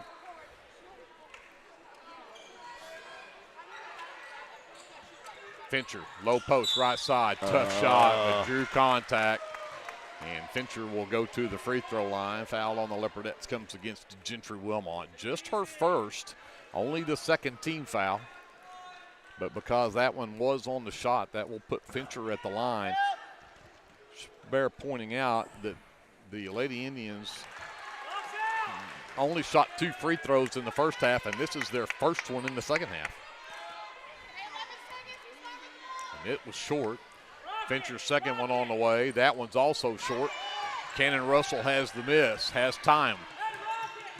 Clock down to 5. Russell drives the lane. Right-hander up, won't drop. Lopez, still couldn't get it to go. Had 2 point-blank shots. Could not get either one of them to go, but the Leopardettes have climbed all the way back and taken a 3-point lead at the end of the third quarter. 41-38 Lindsay. We're back with the fourth. Do not go away. You don't want to miss this one right after this on KBLP Live. If you have a hankering for the best barbecue in South Central Oklahoma, then get yourself down to the Meat Locker Barbecue in Lindsay. Every Monday, Thursday, and Friday, located just off of Highway 19, 106 Northwest 4th. At the Meat Locker, we work hard to bring you the most consistent, delicious, slow-smoked barbecue around at a price that won't break the bank. And don't forget, we cater too, and we'd love to do the cooking for your next event. So come see us or give us a call at 405-428-1198 and visit our new website at meatlockerbbqok.com for the latest Meat Locker merchandise. We're proud to sponsor this broadcast of Lindsay Leopard Athletics and want to wish all the students, faculty, and staff a successful year. Physical Therapy Central in Lindsay, Oklahoma is here for you, whether you're a dedicated athlete or you're just trying to navigate your new normal. Our team is dedicated to providing quality service to make your experience as easy as possible. We're wishing our Leopards and Leopardettes a healthy, happy, successful basketball season. So Leopardettes with the ball to start the fourth quarter with now a 3-point lead. McGowan gets it from Russell. Comes back to McReynolds on the dribble handoff to the right. McReynolds back to Russell. Russell goes baseline right side. 15-foot jumper won't drop. Rebound is tipped. It's still loose. And finally Williamson tries to come up with it. Upshaw does have it. It's a jump ball. And unfortunately, because the Leopardettes got it to start the quarter, this will be Plainview basketball. Yeah, and our fans are hollering for a walk.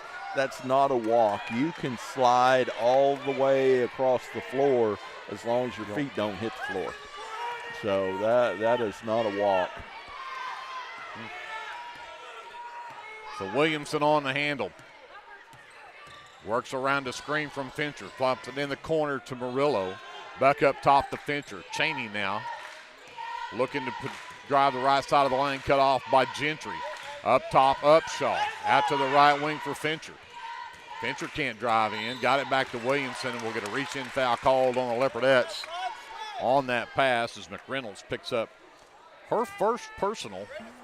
Yeah, we don't want to put them on the free throw line this fourth quarter. No joke. Fincher on the baseline to inbounds.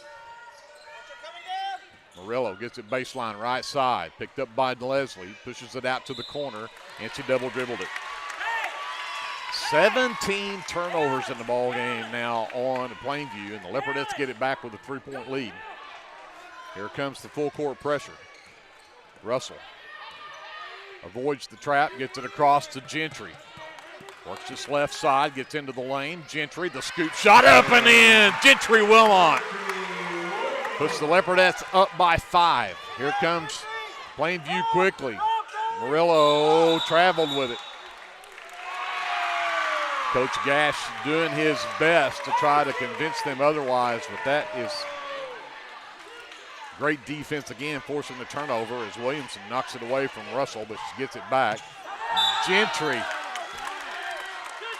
returns it back as she went to pass it. Was nobody there and had to drag that pivot foot. Yeah, tough break right there. We got to take care of the ball here with this lead. Williamson gets the inbounds. Russell has her out near the half line. Waits for the screen from Fincher. Drives down. That was great defense, I thought. Gentry, but got to get there quicker and get stopped. But had the right idea, just slow getting there. Gentry picks up her second and the second team foul. And we're almost a minute and a half in. We've already got 2 team fouls. Like you said, we do not want to get up to where we're putting them on the line all this fourth quarter. Yeah, we got to keep the ball out of Williamson's hands, I tell you. Got to start hedging that screen. Yeah. To keep her from driving. Fincher's going to check out. Allie Brown returns for Plainview as Williamson was off on that first free throw. Yeah, or trap that screen. Yeah. That's what I'd be doing. Can't get either one of them to drop. Rebound is tipped around, but Russell will finally track it down. And she'll push it up. The Leopardettes with the ball in a 5-point lead now. Leslie left wing. Out to Gentry between the circles. Right side, Russell. Comes up top, McReynolds. Quickly left wing. Gentry. Inside, McGowan turns right, goes back left, up off the glass and in. That's her favorite move. She's got 17 points. The Leopardettes are up by 7. In transition, Upshaw can't control it. Out to Brown. Run off the three-point line. Williamson for three, and it's in. Yeah. Timeout, Plainview. Williamson for three. Williams has got 15 in the game now. It's back to a 4-point Leopardette lead at 45-41. 30-second timeout. We'll take it with them. Come back to Leopard Arena with more Leopardette basketball presented by the American Exchange Bank after this timeout on KBLP Live. At Rural Electric Cooperative, we're committed to providing electric power and opportunity to the many areas our members call home. That includes supporting youth programs that teach life skills and build character. With REC, you're more than a customer, you're a member owner. And that's why we're always working hard to provide you with the most dependable electric power possible. As a Touchstone Energy Cooperative, REC is dedicated to providing the best service possible and supporting the communities in our service area. 6:01 left in the ball game. The Leopardettes, who trailed all the way up until near the end of that third quarter, now have a 4-point lead and the basketball as we come back out of the timeout. Full court man pressure from the Lady Indians. Williamson will pick up Russell. She'll send it across to McReynolds. They see the trap. Russell gets it back, gets inside the lane, sends it to Gentry, right corner, three on the way. No. McGowan with the offensive board, though. Double team, goes back to Gentry in the corner. Back inside to McGowan, baseline. Sends it to Gentry. McReynolds up top, Russell. Russell into the lane, sends it back out to Leslie. And Leslie traveled with it. They were doing a great job, Glenn, of keeping the ball moving and keeping them moving on defense, and ran, 30 seconds off the clock and then turned it over. Yeah. Right there, good job, Cannon Russell. Don't let her catch it. Don't let her catch it. Oh, don't let her catch it. Finally did get it to her just before the 5-second count. Williamson drives all the way down. Up top, Brown. Brown into the lane. Out to Upshaw. Upshaw down the right side of the lane. Tough shot, won't go, and then we should get over the back from Brown. Good block out from Gentry Wilmot as Brown picks up her third. And the first team foul here in the fourth quarter. Gentry to inbounds, gets it to McGowan. Ahead to Russell, a 2-on-1 break. Got it to McReynolds, and then she gets fouled by Murillo, who will pick up her third and the second team foul, and Julie McReynolds will head to the free throw line again. Great job. Leopardettes getting back against that press and getting a look at an easy one. McReynolds back to the free throw line. She had 6 points in the first half, and now make it 7 as she knocks down her third free throw of the night. Conan returns for Upshaw as the Leopardette lead is now 5.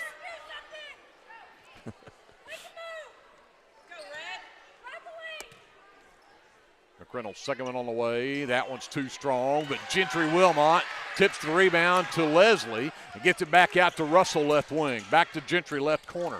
Gentry into the lane. Sends it to McGowan at the free throw line. Takes it down. McReynolds back into McGowan. McGowan, another one. Can't get it to drop this time. But Leslie with the offensive board. Russell will bring it back out. McReynolds right side. Lob inside McGowan. Triple team. This time she'll draw the foul and go to the line. And the foul will go on Abby Cheney. That's her third team foul in the quarter, and the Leopardettes back to the free throw line. This is the first free throws tonight from McGowan, though. And Maddie drops that one in. She's got 18 in the ball game now. And that one doesn't drop. Leslie Wilmot, another rebound. I told you she was the leading rebounder on the team. Yeah. Gentry. Back into McGowan, turns on Cheney, goes right, comes left, goes right, puts it up and in. 48-41, Leopardettes, 49, excuse me. Three from the left wing doesn't go. Leslie with another rebound.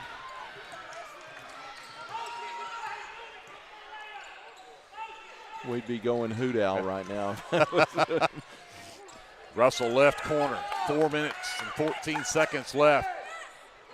Gets it into the corner. McReynolds sends it back over to Gentry, right wing. I would be taking all the time off this clock I possibly could. What do you say? Free throws and layups at this point. Free throws and layups. Leslie, dribble handoff, Russell. Back over to Gentry. Cuts inside, sends it back out to Leslie. Got to take care of it here. McReynolds in the lane, gets it to McGowan, who misses the shot, and the rebound tipped around, and Murillo comes away with it. Ahead in transition, they turn it over. Wow. Gentry gets it back from Leslie. We get to 3:30 left in the ball game. Leopardettes with an 8-point lead and the basketball. Yeah, I wouldn't take a shot until you get to about 2:30, unless it's a layup or a free throw. Russell looking inside at McGowan. They cover her up. Leslie gets it back. Got it back over to Russell. Russell into the lane and sends it back up top. Leslie back over McReynolds. Back up top, Cannon. And pass is tipped away. Turnover, Leopardettes. In transition, Cheney might have got away with a travel. Nope. They did call it. And timeout, Leopardettes. 3:01 left in the ball game. Leopardettes have an 8-point lead at 49-41. We've got a timeout on the floor. We'll take it with them. Come back to Leopard Arena. After this, Leopardette basketball is presented by the American Exchange Bank here on KBLP Live. If you need local trash pickup with quality service at a fair price, call Red Dirt Waste Services today at 580-432-5697. Red Dirt Waste Services is locally owned and operated, offering household, residential, and light commercial trash pickup in Lindsay and surrounding areas, including Ellick, Bradley, Bray Doyle, Cox City, Elmore City, and Foster. Red Dirt Waste Services does household cleanouts too, and they offer 96-gallon polycarts and dumpsters. Bagged, loose, or heavy items, doesn't matter, they'll come get it. Red Dirt Waste Services even offers valet service, so you don't even have to take your trash to the curb. Schedule your weekly pickup today by calling 580-432-5697. Stop paying more than you have to for quality, dependable, and locally owned trash pickup. Call Red Dirt Waste Services at 580-432-5697. That's 580-432-5697. We're back here at Leopard Arena. We need to say happy birthday to a very special watch listener, Joyce Weaver, watching Leopardette and Leopard basketball from Topeka, Kansas. And Joyce Weaver is 89 years old today. Yep, I saw that note and I was thinking to myself, I hope I live to be 89. So happy birthday, Joyce Happy Weaver, birthday, and thanks Joyce. for tuning in to KBLP Live. And thanks to our sponsors to allow us to do that too. McGowan ahead to Russell. Chased down from behind, but they can't get there in time. Russell gets an easy one. Leopardettes have gone to double-digit lead at 10. Williamson around the screen to the baseline. Throws it out into the left corner for Cheney. Back out to Fincher, right wing. Cut off, comes back to Brown. Brown into the lane. Jumper from there, too strong. McReynolds has a rebound knocked loose from her. Cannon gets knocked to the floor trying to get it back. Williamson for three is too strong. Got her own miss, though. Cheney left corner three is on the way. That's too strong. And no, Williamson did save it from going out of bounds. Williamson's going to try it again from the top of the key. This time it doesn't go, and McReynolds will finally get it for the Leopardettes.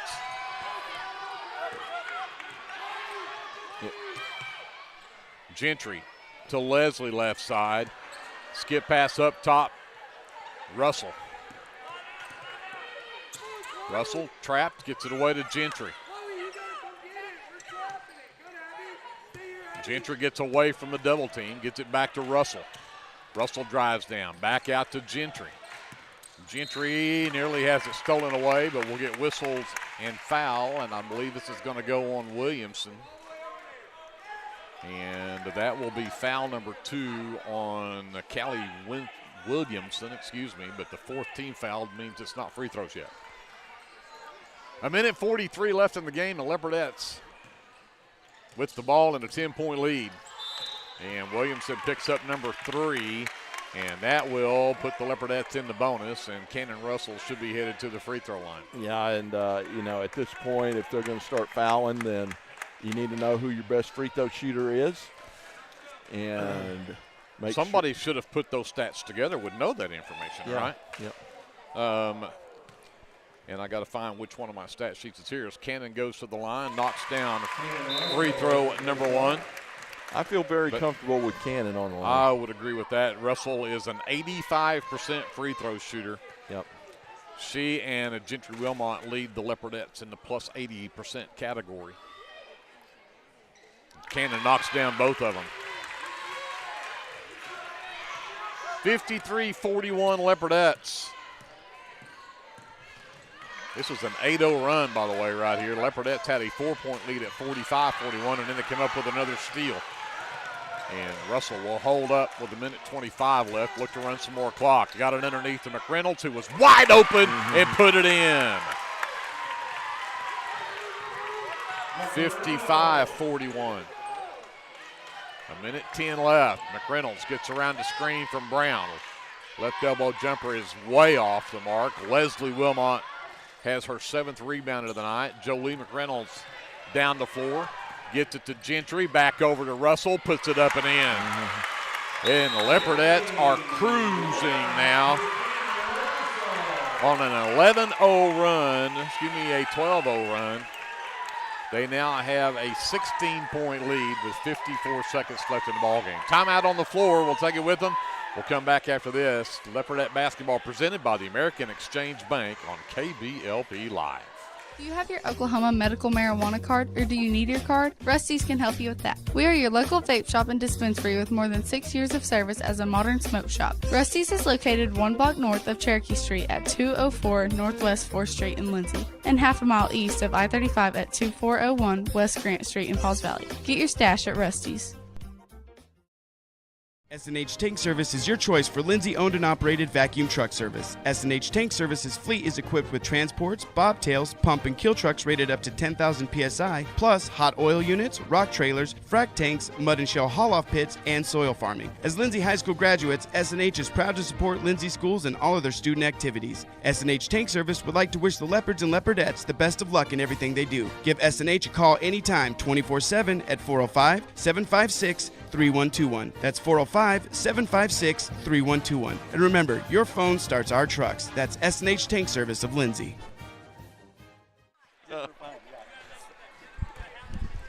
54.7 seconds left in the ball game. The Leopardettes have blown this one out to a 16-point lead after they trailed by, I think, 10 was their biggest deficit in the third quarter at 23-33. But since then, it's been all Leopardettes.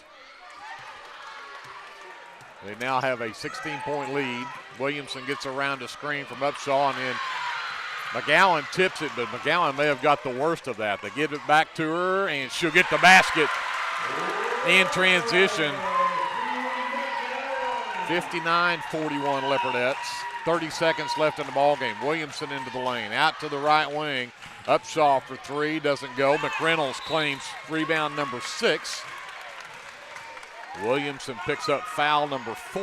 Yeah, while you're fouling down at 18 with 25 seconds left, I don't know. Yeah, that's just youth. I guarantee you, that's just youth. So McReynolds goes back to the free throw line. She's 3 of 4 there tonight. Has 9 points in the game, a chance to put herself in double figures, and she does. She knocks that one down. Makes it 60-41 Leopardettes. And misses the second one. Rebound for Brown. We go to 20 seconds left in the game. Brown around a screen from Upshaw and turns the ball over. McGowan comes away with the loose ball. She'll get it to Gentry in the backcourt. 10 seconds left. Just need to get it across the timeline and dribble this one out. Gentry does a good job of staying away. Down to 2, down to 1, and that'll do it. 60-41. The Leopardettes hang on to that number 13 ranking in Class 3A with a 19-point win over a scrappy Plainview Lady Indian team. Leopardettes will go to 9-2 now. Plainview drops to 4-3. And with that, we'll send it up to JD, take a quick timeout. Glenn and I will figure out the final numbers of this one, get you set up for the boys matchup. with the Leopards set to take on the Harrah Panthers right after this on KBLP Live. The Shopper News Note isn't just another paper. The Shopper News Note is a weekly publication that arrives in your mailbox every Wednesday for free. The Shopper offers free Shopper Topper advertisements as well as news notes and classifieds. And everyone at the Shopper wishes the Lindsay Leopards good luck this season. Go Leopards! Sooner Valve Repair in Lindsay would like to wish the Lindsay Leopards and Leopardettes all the best during this season. When in need of a valve repair, come by Sooner Valve Repair at 106 Southwest 9th Street in Lindsay, Oklahoma, or call 405-756-1599. Good luck, Leopards, from Sooner Valve Repair in Lindsay.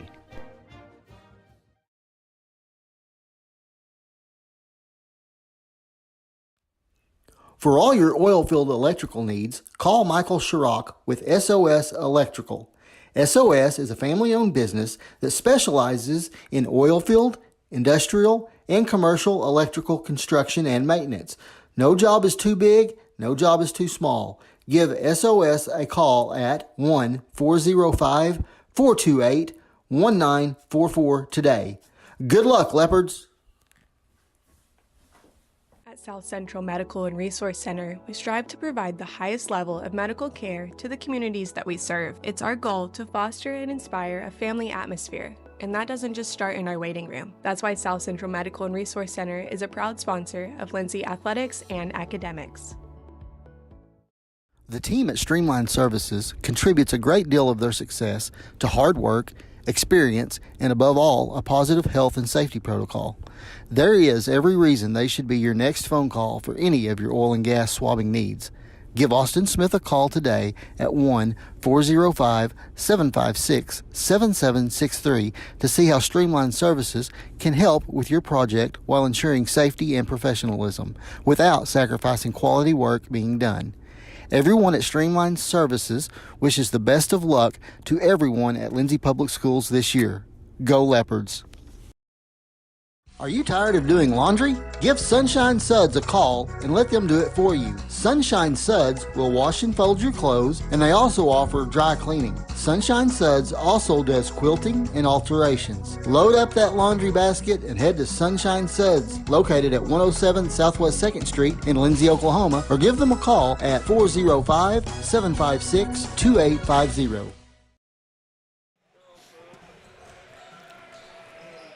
Back here to wrap up, the Leopardette win 60-41, the final score in this one, and our unofficial stats go like this. For the Lady Indians, they had two players in double figures. Callie Williamson finishes the game with 15 points, and Abby Cheney finishes with 10 points. 8 points from Landry Upshaw, 4 points from Logan Murillo, and then 2 apiece from Allie Brown and Bailey Fincher rounds out the scoring for Plainview.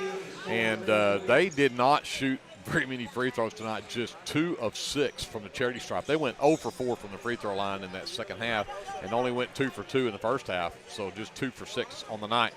For the Lindsay Leopardettes, they end up with 3 players in double figures, led by Maddie McGowan, finishes the game with 22 points and 5 rebounds on the night. Then it was 16 points from Cannon Russell, and Cannon was 4 of 5 from the free throw line on the night. She did a good job from the charity stripe herself. And then 10 points, Jolie McReynolds, with that final free throw, put herself in double figures with 10 on the night. She had 6 boards. Then we'll go to Leslie Wilmot, had just 5 points in the game, had a big 3 in that third quarter. But more importantly, she led the Leopardettes with 7 rebounds tonight. So 5 points, 7 boards for Leslie Wilmot. Also 5 points from Gentry Wilmot. All of those came in the second half. And then 2 points from Marisol Hernandez. And I did not get the Leopardette free throws added up. Glenn will tell us about those here in a minute. Yep. Leopardettes were plus 5 on the glass at 23-28. And then the Leopardettes with 18 turnovers and Plainview with 22. With that, we'll talk to Glenn about shooting. Yes, tale of two halves. Definitely a tale of two halves. The Plainview Indians for this, I'll talk about the second half shooting and the first half shooting after I do the totals. But for Plainview, they finished 15 for 32 for 47% from 2-point range. They were 3 for 15 for 20% from three-point range, and they were 2 for 6 from the free throw line for 33%. But from the field, they were 18 for 47 for 38%. For Lindsay, they finished the game 21 for 34 for 62% from two-point range. Yeah. 2 for 14 from three-point range for 14%. Not very good there. 12 for 23 for 52% from the free throw line. But from the field, we finished the game 23 for 48 for 48%. And let's talk about these shooting numbers. In the first half, Plainview shot 46%. We shot 33%. But in the second half, we end up shooting 63%, and they only shoot 29%. So they, we shut down Williamson. I felt like that was the key. She was making a lot of things happen, and I think when Lindsay made their run and got ahead, I think, it took a lot of the wind out of the young Plainview team. So great win by Lindsay. Great comeback. Shows a lot of senior leadership when you get down like that by 9 points and then come back. It makes a lot of difference to have those veterans on the floor. Absolutely. Again, 60-41, the Leopardettes improved to 9-2 on the season, and they'll move into a semifinal matchup against the Fighting Chicks of Chickasha. And the Lady Chicks defeated Cash earlier today, 42-31. So Lindsay and Chickasha will play Monday at 6 p.m. right here at Leopard Arena. The other semifinal game is between the Harrah Lady Panthers and the Duncan Lady Demons. That will be the other game at 3:20 here in the Leopard Arena. Sulphur and Pauls Valley Girls will play one consolation semifinal at 10 a.m. The other will be Plainview and Cash Girls. That game will be at 12:40 here in Leopard Arena. So there's the girls bracket for Monday. Again, that's on Monday. It's going to be kind of odd the way this tournament goes. But with that is your officially unofficial stats from the girls' game, and we're going to go right into the boys' matchup, the Lindsay Leopards and the Harrah Panthers. This one, Glenn, I think is a little misleading with the fact that Harrah comes in 1-6 on the season, and you look at that and go, boy, they must not be very good. But when you look at who Harrah's played, they took on that same Clinton team that the Leopards played and lost to that Clinton team. That's a team that the Leopards beat by 15. But they've played Mount St. Mary, who's number 20 in 4A. They played Shawnee, who's number 16 in 5A. They've played Classen, who's number 19 in 5A. They played Ardmore, who's number 15 in 4A. And they played Dixon, who's number 14 in 3A. They may only be 1-6, but they've played a lot of tough competition. Absolutely. Let's get to their starters really quickly here. A 5'8" senior number 1, Travis Tabor. He is their outside guy. 5'6", how about a 5'6" junior? Number 3 is Aiden Betty. Number 12 is Bryson Clifford. He's a 6-foot freshman. Did they start 25? I was talking and I didn't see. Yes, they did. Number 25 is Tyler Manick, a 5'10" sophomore. And then their big guy inside is number 35, Brody Penny. He's a 6'3" junior. 30. Oh, they started 30 instead. Connor Barton, 6'2" senior. Yeah. Head coach Eli Reynolds. He's assisted by Taylor Platt and Derek Verner. Harrah again 1-6. For the Leopards, at guard will be a 5'9" junior number 1, Armando Hernandez. At forward, a 6-foot sophomore, number 2, Isaac Cameron. At guard, a 5'11" junior, number 3, Creed Taylor. At forward, a 6'2" junior, number 23, Bryce Cater. And at center, a 6'3" junior, number 34, Gustavo Torres. Head coach for the Leopards is Devin Terry. He's assisted by Gavin Wilson and Jacob Russell. The Leopards are 6-4. Coming into tonight, the Leopards ended up with 3 players in double figures against Comanche the other night. Bryce Cater with 16. He had 2 threes in that third quarter. Isaac Cameron and Creed Taylor both had 12 apiece in that ball game. But the Leopards with a 59-44 win over Comanche. Yeah, we don't have the size advantage a lot, but we have a major size advantage in this one. Let's hope we can take advantage of that. Cameron easily controls the tip in the backcourt for Hernandez, and we are underway with Leopard basketball presented by the American Exchange Bank. Hernandez around the Gustavo screen. They lob inside. Gus nearly has it stripped. Finally does get it back. He puts it up and in. And they're using that size advantage right off the bat. Yeah, absolutely. And take advantage of your strengths against your opponent. A 2-2-1 full court half trap. Oh. Half-court trap. And they're going to get a reaching foul called on Isaac Cameron. Trying to come up with one there. I didn't see Isaac. Isaac. I didn't think Isaac was on that end of the floor. I knew Hernandez was back there. Yeah, I thought Armando might have got his arm. Yeah. But Isaac gets whistled for the foul. Tabor will bring it up the floor, gets it out to Barton between the circles. Back underneath, wide open was Beatty. He turned it down there to send it out to a wide open three from Tabor, and he is good from three. I didn't get to their stats, but he is good from out there. Taylor right wing underneath. Cater has it knocked loose, manages to get it back, sends it up top to Cameron. Out into the left corner, Hernandez. Cater trying to post up underneath. They lob into him. Again, lost the handle, but Taylor got it back. And the reverse layup up and good from Creed Taylor. Tough shot. Got it to go, put the Leopards back up by one. Again, they trap in the backcourt. And Cater with the steal. Takes it down, puts it up from the left side. He puts it up and in. 6-3 Leopards. Again, they look to trap in the backcourt. They've got him trapped. Get it away to Beatty. Across the timeline, down the lane, sends it out to the corner to Tabor again. This time run off the line. Hernandez knocks the ball loose. Tabor manages to track it back down, takes it right at Torres, and Torres rejects him out of bounds. 6-3 Leopards, 6:24 left here in the first.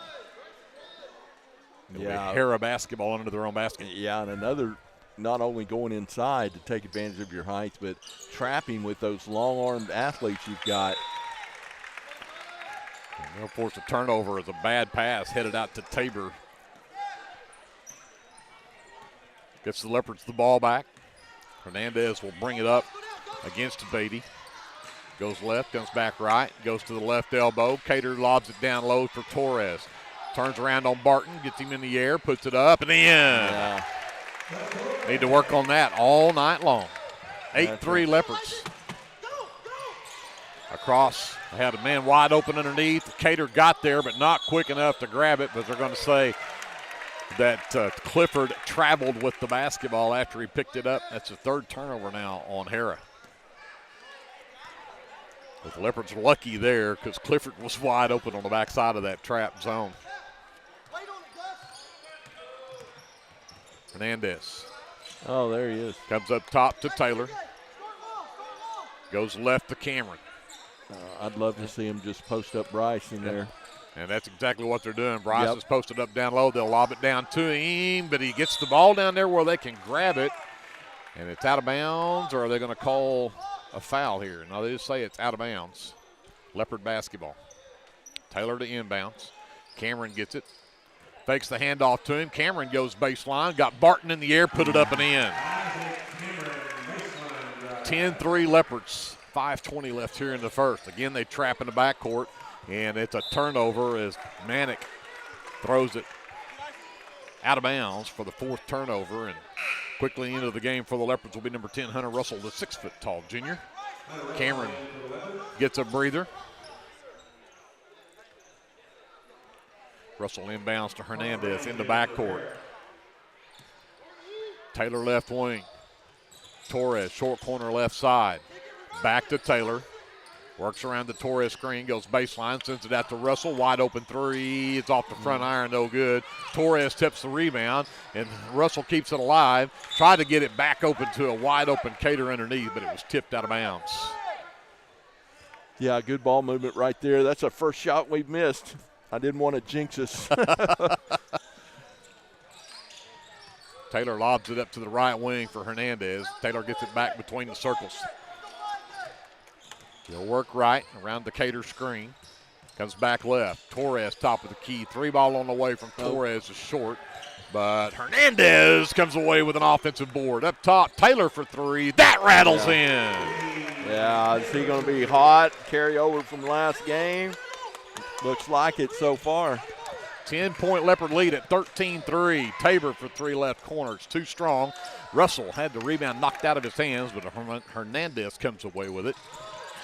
And then he turns it over on the long pass to the other end of the floor. Here comes Tabor, one-on-one with Hernandez. Good defense from Hernandez. Tabor just too strong. Hernandez doing a great job of trying to distract him without fouling, but Tabor too strong, still got it up to the rim. Hernandez works right, goes baseline, double teams, sends it back up top to Torres. He'll give it to Cater. Cater for 3, back iron. Long rebound out to number 10, Parker Raines, who lost the handle on the basketball. They say it's out on us. I thought he just lost it out of bounds. But apparently Cater might have got a hand on it. 13-5 Leopards, 3:48 left here in the first. In the backcourt, Beatty has the handle. Barton comes to the top of the key. Gives it over to Tabor, right wing. 3-ball on the way from Tabor, skips out, no good. Torres claims the miss. Hernandez will walk it up for the Leopards with 3.5 to go here in the first.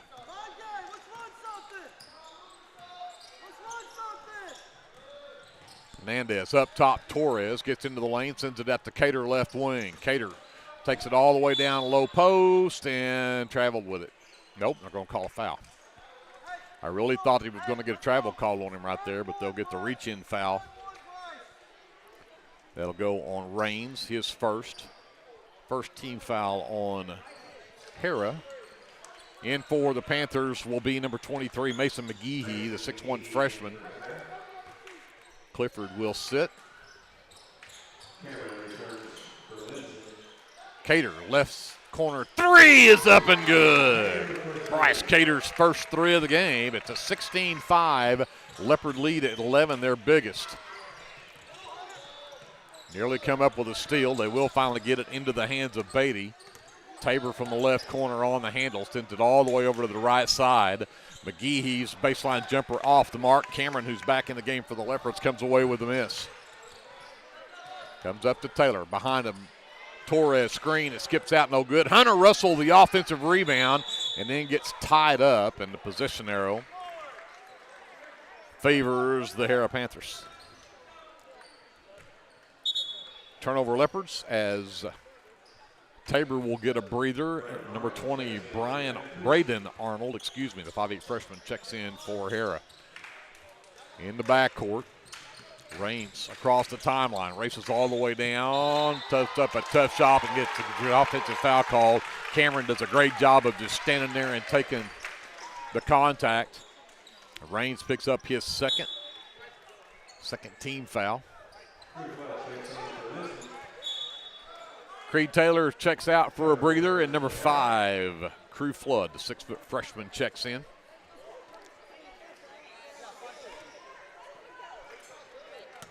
Cater will bring it up for the Leopards. We'll go to 2:25 left in the first. It's still an 11-point Leopard lead. Cater got away from everybody, takes it down the lane. Missed the bunny, though. And the rebound pulled down by Beatty. Yeah, good move, just missed it. Oh, a lot of contact there from Cameron. Somehow, Bryson Clifford, who's back in the game, got that one up and in. 9-point Leopard lead. Cater around the Torres screen, has a wide open look at 3. It's short. Rebound pulled down by McGehee. Arnold. McGehee up top to Beatty. Right wing 3 is up and in for Bryson Clifford. And it's a 6-point ball game. 5-0 run here from Harrah. Torres top of the key. Back over to Cater left wing. All the way across to Russell, who tried to go back inside to Torres. Torres wasn't ready for it. Leopards with their second turnover. Tabor returns for Harrah. McGehee will sit. Leopards with the 6-point lead here, but Harrah with the basketball.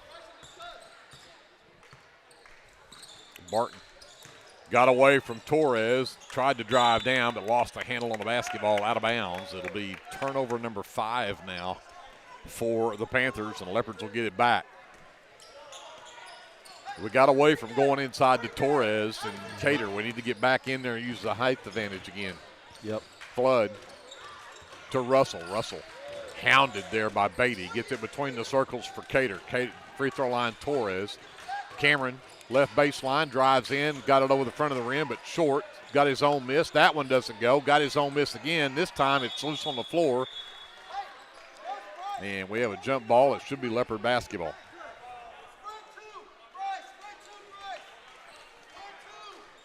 So Russell will step out to throw this one in for the Leopards behind his own basket. 53 seconds left in the quarter. Now Cater will throw it in. Cameron gets it in the left corner, looks underneath at Cater, and it's knocked out of bounds by Tabor. It'll stay with the Leopards. Tabor is definitely the catalyst for this Harrah team. He's their best shooter, probably their most active, and one of only 2 seniors on this team. They lob in the lane for Cameron, but he couldn't handle the pass. It's loose. Crew Flood nearly came back up with it. Cater will tie up Arnold, but now the possession arrow in the direction of the Harrah Panthers, and the Leopards will have their 3rd turnover. Yeah, we got to take care of the ball a little bit better than that. Beatty really carried the basketball right there. I'm surprised they didn't call that. Clifford up top between the circles to Arnold. Arnold tries to get away from Cater, can't get it done. Tabor top of the key with Flood on him. Drives down, dumps it across to Barton. Barton spins around on Torres. Nice move from the big man Barton. And it's a 16-12 game. This is a 7-0 run from the Panthers to pull back within 4. We've got 15 seconds left before the end of the first. Russell with it left wing. Torres top of the key, looking inside at Cater. Comes back to Russell left side. 3 ball from Hunter is short. Rebound Flood though. Torres with 4 seconds left. Out to Cater. Sidesteps. 3 ball right side. Won't drop down at the buzzer. And even though the Leopards had an 11-point lead at 16-5, they're outscored by 7 down the stretch, and it's 16-12 Lindsay at the end of 1. Second timeout, we'll come back with more Leopard basketball. It's presented by the American Exchange Bank here on KBLP Live. Super C. Martin Lindsay is proud to cheer on our Leopards and Leopardettes. Come see us for all your game day snacks, or bounce back from a late night of Leopard basketball with one of our goodies from the bakery section. And make sure to download our app so you never miss a deal. Tabor's Drug has been locally owned and operated for almost 60 years and has employed many Leopards and Leopardettes. We are very proud to be a supporter of our sports teams. At Tabor's Drug, your prescriptions are filled with care and accuracy, and our pharmacist is available for free consulting concerning your prescriptions bought at Tabor's. We also offer interpreters for our Spanish-speaking friends. We are a very friendly store that has that small town feel. You can reach us at 405-756-4511. Come and see us.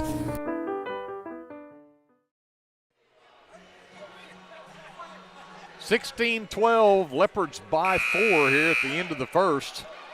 And the possession arrow belongs to the Leopards to start this second quarter. But Glenn, we'd run out to a 16-5 lead there early, and then we kind of got away from what we were doing. We were working inside, trying to get some size advantage in there, and then went to turning the ball over. Turn the ball over, and yeah. So see if the Leopards can get things back under control here. Flood has it left wing. Comes up top to Cameron, looking inside at Torres. Now Taylor from the right wing for 3. It doesn't go. Torres tips the rebound to himself, but then it's stolen away from him.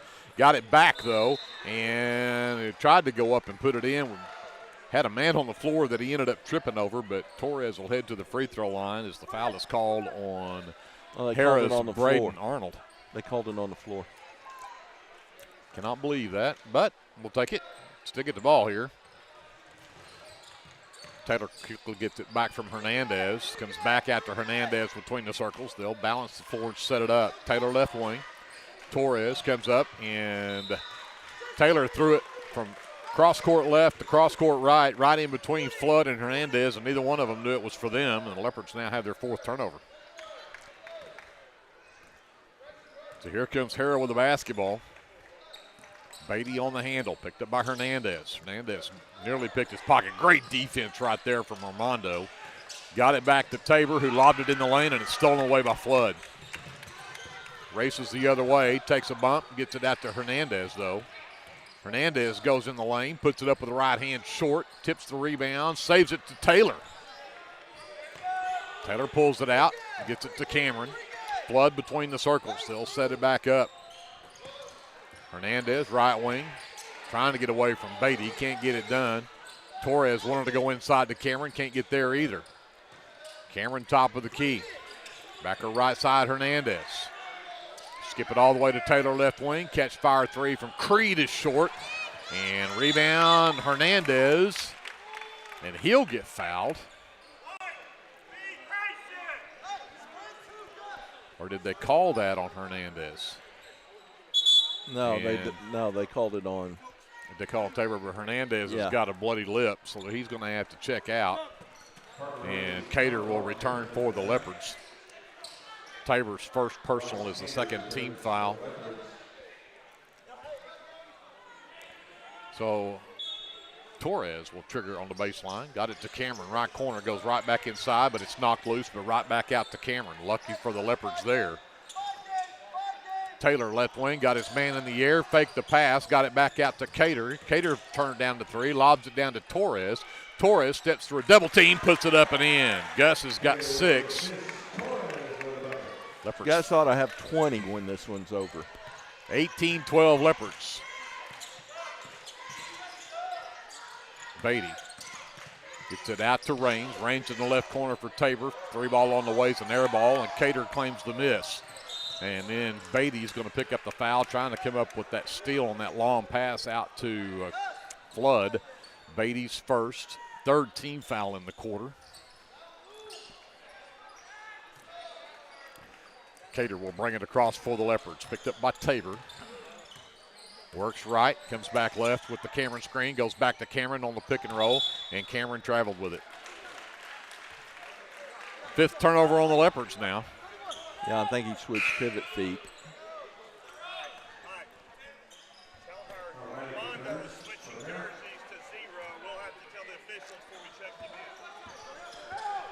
Parker Raines.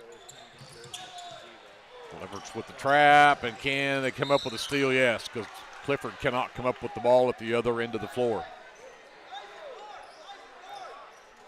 So Flood will inbounds to Taylor. Taylor works across, gets a screen from Cater. Cater just plays blocker for him. Taylor missed the layup, but Cater had the offensive rebound and the putback. Leopards have pushed it back out to an 8-point lead, and then Creed knocks it loose from behind, and it is off of Manick, out of bounds. Leopard basketball off of the 7th turnover against the Panthers. Yeah, those turnovers are mounting up for Harrah. Flood back to Cater. Cater goes inside to Barton and traveled with it. Yeah, shuffled his feet, he sure did. Beatty returns. Manick will sit for Harrah. 5:14 left in the half. Leopards have pushed it back out to an 8-point lead at 20-12. They trap in the backcourt. Beatty gets it, works left. They've got a wide open Taylor in the left corner. It threes off the front of the rim, though, and Cater will claim it for the Leopards. Works up that left side. Skips it all the way to Taylor on the right wing. Oh, give it to him. Oh, my gosh, give it to him. Tabor all over Taylor out there. In the game for the Leopards will be number 10, Hunter Russell. Yeah. And Torres will good job, guys. Get a breather here. Russell across the timeline. Works right. Has Beatty on him. Comes back left. Gets to the top of the key. Hands to Cater. Taylor left wing. Comes back up to Cameron between the rings. Right side, Flood gives it back to Cater. Back over to Russell. Goes inside Taylor. Left hand layup up and good. Nice feed underneath. And Taylor got an easy one, and it's back to a 10-point lead for the Leopards. Trap in the backcourt. Tabor gets it back left wing. Inside Barton. Tough shot. Good defense from Isaac Cameron, and Flood comes away with a miss. Tabor all over Flood. Taylor tries to go baseline. He's cut off over there. Cater gets it back on the wing. Skip pass right side to Russell. Russell back over to Flood. Looking inside at Cameron. Cameron now steps out on that wing. He'll work back up toward the circles. Russell up top. Give Cameron. it to him. Cater inside. Pass is tipped by Barton. He tried to give it to him. Yep. Got to give him a good pass. Here comes Tabor right down Main Street, and Flood tried to block his shot. Got a part of the arm. So Flood picks up his first team foul here in the second quarter. And Armando Hernandez gets set to check back in. He will be wearing jersey 0 now, as again he had that busted lip earlier and had to go change jersey, so he's now wearing 0 instead of 1. Gus Torres looks like he'll be set to come back in as well, but Tabor goes to the line. These are the first free throws of the night by either team. Yep. Been pretty foul free. And Tabor knocks down the first one. He's got 6 in the ball game. And that stops a 6-0 run by the Leopards. Who'd they call that foul on? Number 5. Crew Flood. Yeah, he and Isaac Cameron are the only 2 Leopards that have had a foul called on them. It's the only 2 fouls we've got. Tabor 2 for 2 at the line. He's got 7 points. It's a 22-14 ball game. Tabor checks out. McGehee returns for the Panthers with 3.5 to go here in the first half. Leopards with the ball in an 8-point lead. Cameron left wing. Had Cater. He did finally get it to him, and Cater missed it. Got it partially blocked going up, but knocked it back loose. Torres ends up with it, and 2 attempts down underneath by Russell. He can't get it to go, but Russell still comes up with the miss. Cater to the free throw line. The no-look pass to Torres is batted away. Cameron can't get it. And finally, we're going to get whistles. Do we get a foul or a jump ball? It's a jump ball, and Harrah has the basketball. I'll tell you what, there is a whole lot of slapping and knocking at the arms and basketball down there. Yeah. Again, the Leopards with this full court pressure. Beatty gets trapped, steps through, gets it to Penny, who's checked in. And the Leopards come away with the steal. Cater comes up with the 8th turnover. Gets it ahead to Russell. Russell double team, goes across the lane to Hernandez. Hernandez can't save it. Need to slow down here a little bit. Got an 8-point lead, 2:42 left in the half. Beatty trapped in the backcourt, and he threw it away. Good defense from Hernandez. Yeah, that little guy, he's got some ups. He does, don't he? He's got long arms, and he gets after it. He's got a whole lot of giddy up in him. Hernandez has Beatty on him as he'll work to that right wing. Gives it up over there to Russell. Russell tries to go baseline, can't get there. Torres underneath, can't go there. Hernandez again goes baseline, gets it to Cater, who's triple teamed under there, can't get the shot up, but Cameron comes away with the miss. That won't drop.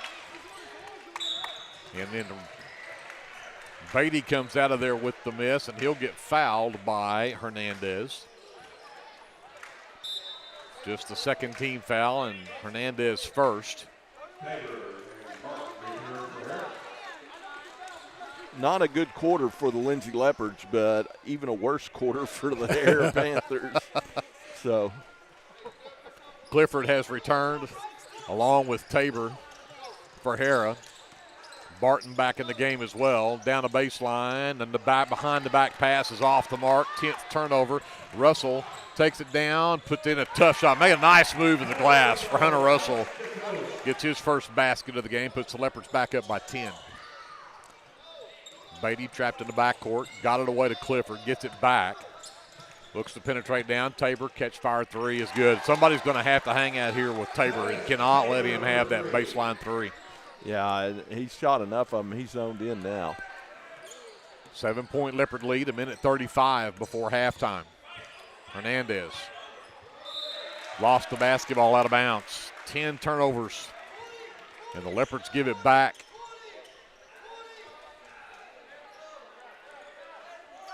Beatty will bring it up for the Panthers. Barton between the rings. Tabor left wing, catch fire three. It skips out, no good. Torres with the defensive board, and the Leopards back with that 7-point lead. Yeah, that may have been a little ambitious for Tabor right there. Russell to Torres. Right wing, Hernandez drives down, can't get it back to Torres, so it comes to Cameron between the circles. Left wing for Cater, around the Cameron screen. Oh, give it to him, give it to him. There you Cameron go. underneath, has Go to Tabor work. on him. Went to work. dribble the basketball, lost it. Back to Cater, left corner, lost the dribble, got it back. Torres top of the key now. 45 seconds left before halftime. Russell to the free throw line, out to Cater, catch fire three, short. Hernandez had the rebound and got fouled, and he'll go to the free throw line again. It's one of the smallest guys on the floor, but he is always in there fighting for loose balls. Connor Barton picks up his first, but that is the 4th team foul on Harrah in the quarter. But 2 free throws coming up for Hernandez, and he drains the first one for his first point of the game.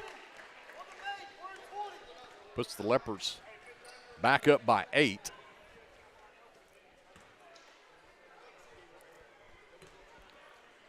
And Hernandez, second one also good.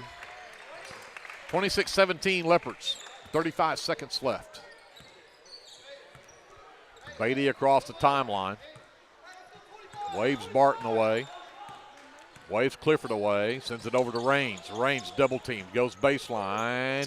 Rejected by Torres, but they're going to call a foul on Torres. His first, team's third. And that will put Raines at the free throw line.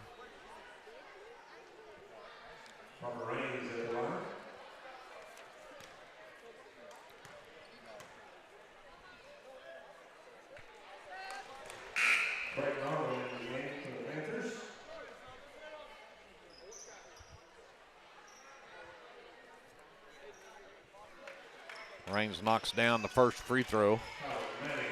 Manick returns for Harrah. Second free throw from Raines on the way, and that one's off the side of the rim, no good. Batted out of bounds, though, and I think they're going to, they do give it to the Leopards. That surprises me. Yeah. I know. If that thing touched the rim, it just barely touched the rim. Penny returns for Barton for the Panthers. Taylor back in the ball game for the Leopards. Taylor nearly lost the handle on the basketball, managed to keep the dribble alive, though. Drives the left side of the lane, lost it. Cameron ends up with it, and he'll get fouled, and Cameron will get to go to the free throw line. That one goes on Brody Penny, his first, with 2 free throws coming up here for Cameron. Yeah, we've got to clean this up. I mean, it's sloppy. Sloppy. And Cameron knocks down free throw number 1. Puts the Leopards back up by 9. 8.5 seconds left before halftime. Barton returns. And he actually is going to replace Arnold. So they're going to leave Barton and Penny both in there for this final 8.5 seconds. Cameron's second free throw on the way. That one is short. Rebound is pulled down by Manick. He'll race the other way. And pass tipped out of bounds by Creed Taylor. It'll stay with the Panthers with 1.6 left. Manick will inbound on the far sideline.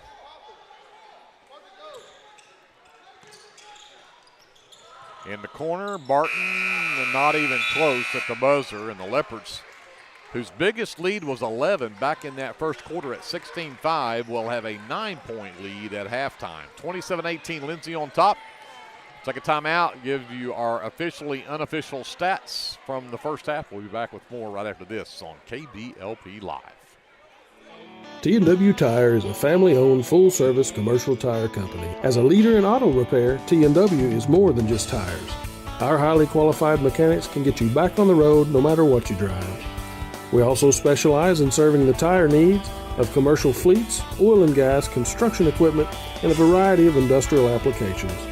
So for your automotive needs, look no further than T&W Tire, located at 410 Southeast 4th in Lindsay, Oklahoma, or look up one of our many locations on tnwtire.com.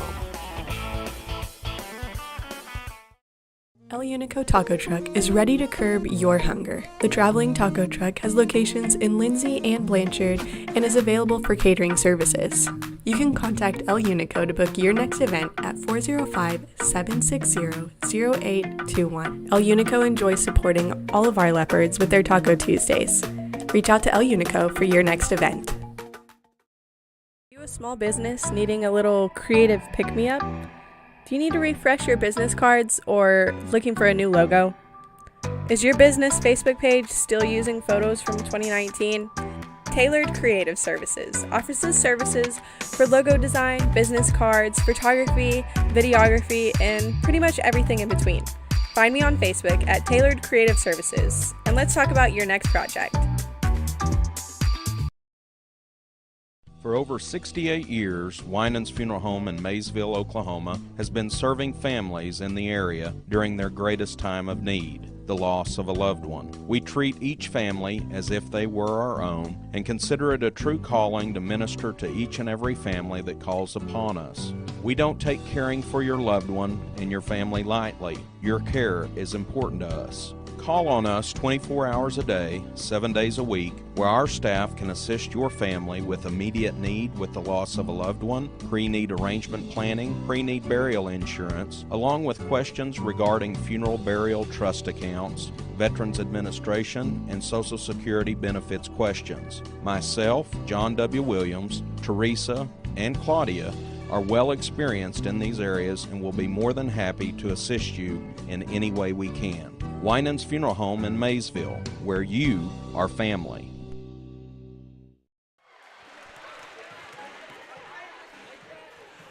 Back here at halftime as the halftime half-court shooting competition continues. Already had a couple of people hit half-court shots here in this one, I think. But the Lindsay Leopards have a 9-point lead at halftime, 27-18 our score. And let's look at I thought you were questioning my numbers here. No. Okay. I wanted to find out something. Okay. The just one player in double figures in this first half, and that is Travis Tabor for Harrah. He's got 10 points with a couple of three-point baskets in that first half. Bryson Clifford has 5. He also has a three-pointer for the 3 threes hit by Harrah in that first half. 2 from Connor Barton, a free throw from Parker Raines rounds out the scoring for Harrah, who went 3 for 4 from the free throw line. Lindsay Leopards are led by 2 players with 7 apiece. Creed Taylor and Bryce Cater have 7 apiece in the first half. 6 from Gus Torres, 3 points from Isaac Cameron, and 2 apiece from Armando Hernandez and Hunter Russell rounds out the scoring for the Leopards. They were also 3 of 4 from the charity stripe. The Leopards had a couple of threes in the game, 1 from Cater, 1 from Taylor, both in that first quarter when they opened up that big 11-point lead that dwindled. It was down to 4 by halftime. Leopards stretched it back out here to 9 by halftime. The Leopards with a massive lead on the glass, and I questioned myself, and these are officially unofficial anyway, but I've got the Leopards at a 17-4 lead in the rebounding category, but both teams had 10 turnovers in the first half. With that, we talked to Glenn about shooting. Yeah, and unbelievable shooting numbers. The Leopards actually got outshot percentage-wise, but for Harrah, they were 3 for 7 from 2-point range, 3 for 8 from 3-point range, for a total of 6 for 15 for 40% for the first half. Lindsay was 9 for 18 from 2-point range and 2 for 12 from 3-point range for a total of 11 for 30 for 37%. So we get outshot 37% to 40%, but we take twice as many shots from the field as they did. So. And when you out-rebound them by 13, that's how you come up with a 9-point lead. So with that, that is our unofficial stats from the first half. We didn't ever have a talk really about the schedule and how things are going here. We mentioned that the Leopardettes punched their ticket to the semifinal game, and they'll take on the Lady Fighting Chicks. I don't know if they go by the Lady Chicks, Fighting Chicks. I don't know. I have to find that out. I think they still have to go by the fight. Yeah, it's Chickasha. Yeah. So Lindsay and Chickasha will play one semifinal game on Monday night at 6 o'clock. Harrah girls and Duncan girls will be in the other semifinal game. That game will be at Monday at 3:20. In the consolation side, Sulphur was the team that Harrah defeated 70-29. That was a very lopsided game earlier today as Harrah beat them. So Sulphur will play Pauls Valley. Pauls Valley lost by 2 to Duncan in their game earlier today. So Pauls Valley, Sulphur in one consolation semi. Plainview is the team Lindsay beat by 19 to put them in that consolation game, and then Cash was the team that Chickasha beat 42-31, and so that's how it lays out with a 12:40 game for Plainview and Cash and a 10 o'clock game Monday morning for Sulphur and Plainview. On the boys' side of the bracket, of course, this game's still yet to be decided, but we look at the other side of the bracket. Chickasha defeated Plainview 47-42 earlier, and so Chickasha will be in the semifinal game against Sulphur. Sulphur defeated Duncan 57-47 in their first-round game. So Chickasha and Sulphur will play the 4:40 game on Monday. And then Pauls Valley beat Cash by 2 today, 52-50 the score in that game. And so Cash will play the loser of this game at 2 o'clock. Pauls Valley awaits the winner of this game for a 7:20 game on Monday. And then Duncan and Plainview will be the consolation game at 11:20 on the boys' side of the bracket. I think with the changes in scheduling, so when we look at the Wednesday schedule for the final day, there is no seventh-place game, I think. They have dropped that because they're going to try to get all the games in early on Wednesday. So on the girls' side, the first game of the day will be in the old gym at 10 a.m. for the consolation finals. And at the same time, the third-place game will be going on here in the new gym at 10 a.m., and then they'll alternate from there. The old gym, 12:20, will be the consolation finals for the boys on Wednesday morning at the same time here in the new gym. And by the old gym, we mean the old Haley Arena. Right. Leopard Arena. It's not that old. I like that place. Yeah. But, again, the third place boys game will be at 11:20 here in Leopard Arena. And then the finals for the girls will be at 12:40 here in Leopard Arena. And the finals for the boys will be at 2 o'clock on a Wednesday here in Leopard Arena. Yep. We were talking how blessed we are to have two functional facilities like that. And I guarantee you the old Haley Arena or the Haley Arena is a lot better than some of the gyms around. So that's true. There's a lot of gyms, particularly small school gyms. I can guarantee you there's not even close to as good as Haley Arena. So Leopards get the ball to start the third quarter. That was your American Exchange Bank halftime show, and we're underway here with Taylor on the handle for the Leopards. Gives it to Hernandez, right wing. Tries to go down, cuts it back up top. Taylor all the way to the left corner for Cater. The lob all the way to the right side. Hernandez inside. Torres triple teamed, which means Cater was wide open on the backside for an easy basket. Yeah, and great job of recognizing by Gus and getting it to Bryce on the backside. 29-18 Leopards, 7.5 go here in the third. Barton all the way down to Tabor in the corner. Got around Torres. Got down a baseline, missed it short. Cater comes away with the miss. He'll hit it up to Hernandez. Hernandez into the lane, out to Isaac Cameron, who was cut into the basket and gave him a great pass. Tough shot for Isaac Cameron. Got it to go. 31-18 Leopards. Three-pointer, right corner, way off the mark. Torres with the rebound. Hernandez will bring it up. The Leopards now have started on a little 4-0 run. Cameron up to Torres. Inside Cater. Double team and draws contact. Cater will go to the rack, and the Leopards are obviously back to what they started with and working that ball inside. using that height advantage, and Clifford picks up his first personal and first team foul here in the third. Yeah, and that's definitely when they've been at their best on the offensive end. Cater's first trip to the line tonight, and he misses the front end of 2.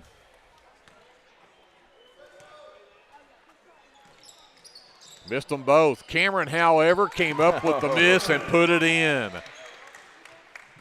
I think he pulled the chair out from under the guy that was going to block him out. Yeah, that's what I was thinking to say. Gave him an easy one, and Hernandez knocks the ball away from Beatty, but it goes out of bounds off of Hernandez, so it stays with the Panthers. Leopards have opened this up to a 15-point lead now.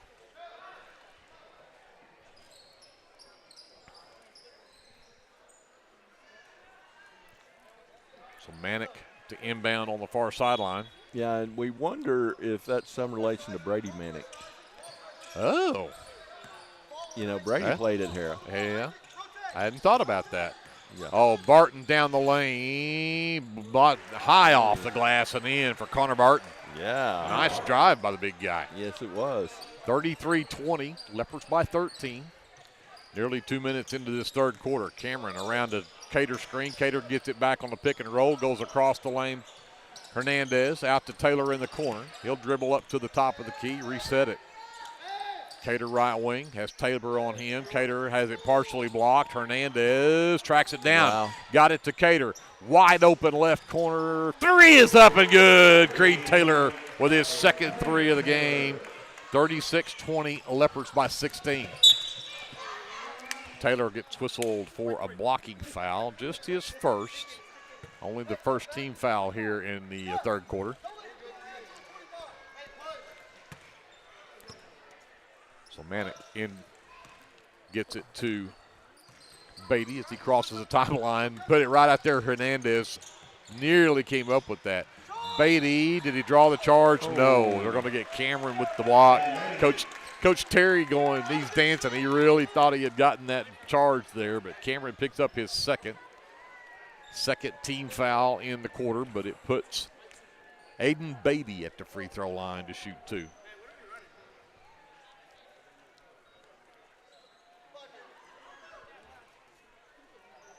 And we got 2 officials having a discussion here. Yeah, because Armando took the charge, but did Isaac Cameron reach in and bump him before? So I think that's what they're discussing, because Armando definitely took the charge. Oh, I don't think the shot went in. They're saying the shot went in. They're giving him a basket on it. I have not.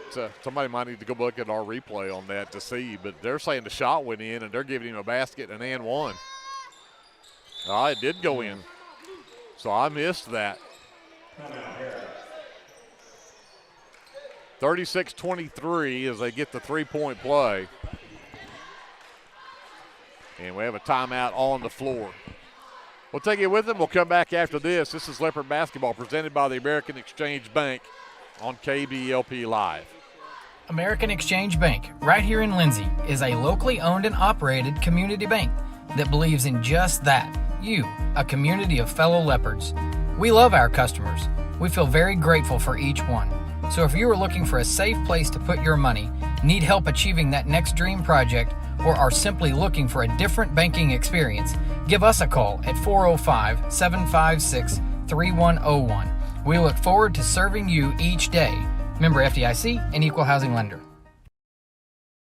Are you caring for an aging parent or other loved one at home? It's important to know you're not alone. Hi, this is Connie Upton with Abiding Home Health. The people we serve have a variety of needs, of acute illnesses to individuals who require health care assistance to live independently at home. Our goal is to make a difference in the short and long-term care of each patient. For more information, visit us online at abidinghomehealth.com. Abiding Home Health, creating personal, positive changes and transformations. Leopards with the basketball out of the timeout. Some full court man pressure here. Armando Hernandez goes to work on Beatty, races him down the floor, gets across the timeline, works left, comes back to get the screen from Torres, and we're going to get a 5-second count. Beatty Great defense right there. Forces the first turnover of the second half on the Leopards. 13-point Leopard lead, but Panthers with the basketball as we go to 5:20 left in the third quarter. Barton between the circles, turns, faces up on Torres, gets it to Tabor. Tabor down the lane. Tough scoop shot won't drop. Cameron tips the rebound, and they're going to say it's off of Harrah. It'll be Leopard basketball. Thank you.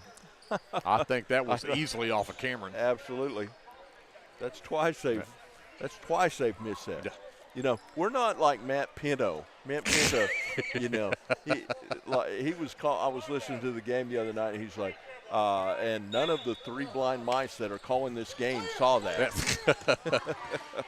Matt can get very defensive, but I still love that guy. He's still my idol. Yeah, I love listening to him. Oh, Cameron down the lane, got stripped going up, and it went off of his leg out of bounds, and the Leopards turn it over after a great move from Cameron to get into the lane.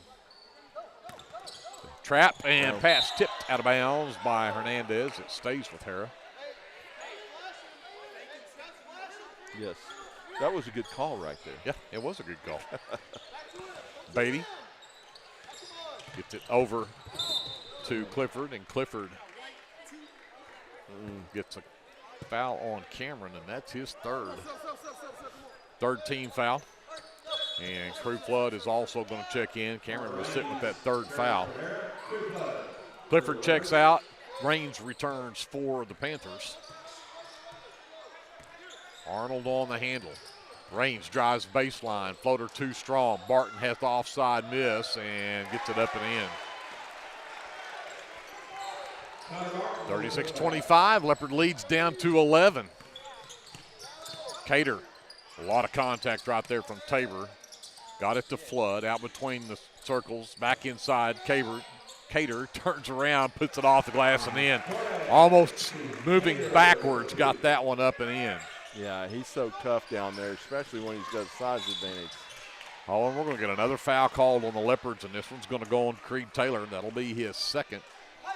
And the fourth team foul already on the Leopards, and we're just almost halfway through this third quarter.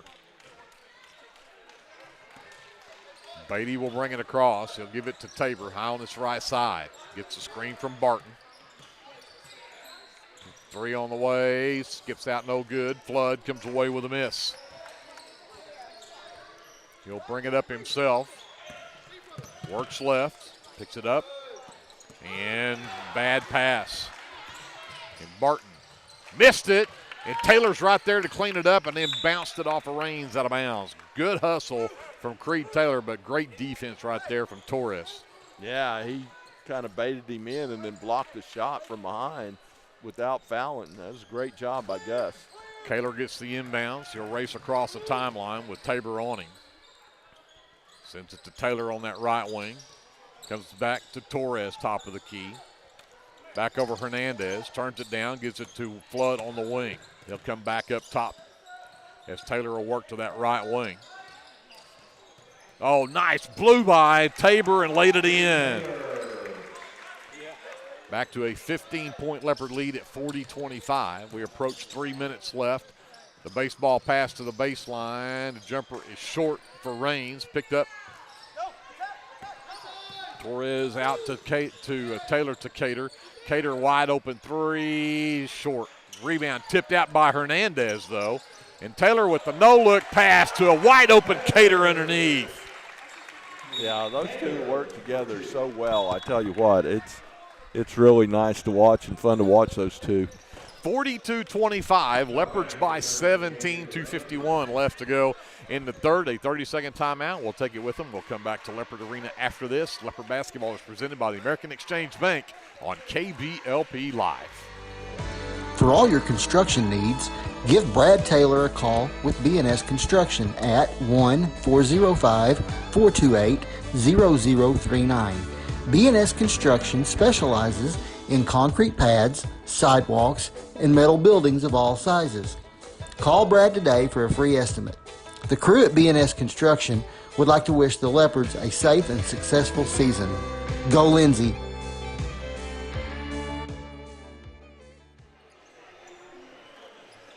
42-25, Leopards by 17. We've got 2:51 left to go here in the third quarter. Harrah will have the ball out of the timeout. Kind of surprised we're pressing right here with 4 fouls. Beatty gets it over to Manick. Manick down the floor, Tabor. Baseball pass across the floor to nobody. Out of bounds.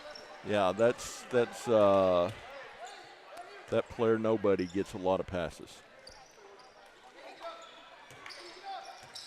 So Flood will inbounds. Hernandez gets it in the backcourt.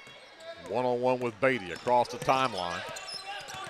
Beatty got a 5.5-second count on him the last time. This time he goes underneath to Torres. Tough shot for Torres because he was right under the basket, but he got it up and in.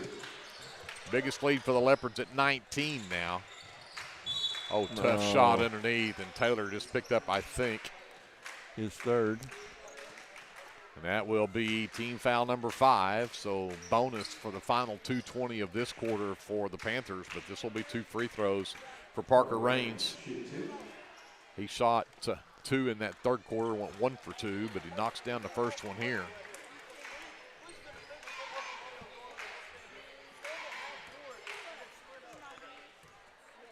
Second free throw from Raines on the way. This time he goes 2 for 2. He's 3 of 4 at the line for his 3 points, but it's 44-27. Leopards with a 17-point lead. Taylor. Hernandez got 2 players in the air and then went up for it. He'll get free throws. The foul goes on to Travis Tabor. That'll just be his second. And only the second team foul in the quarter, but Hernandez will get 2 free throws here.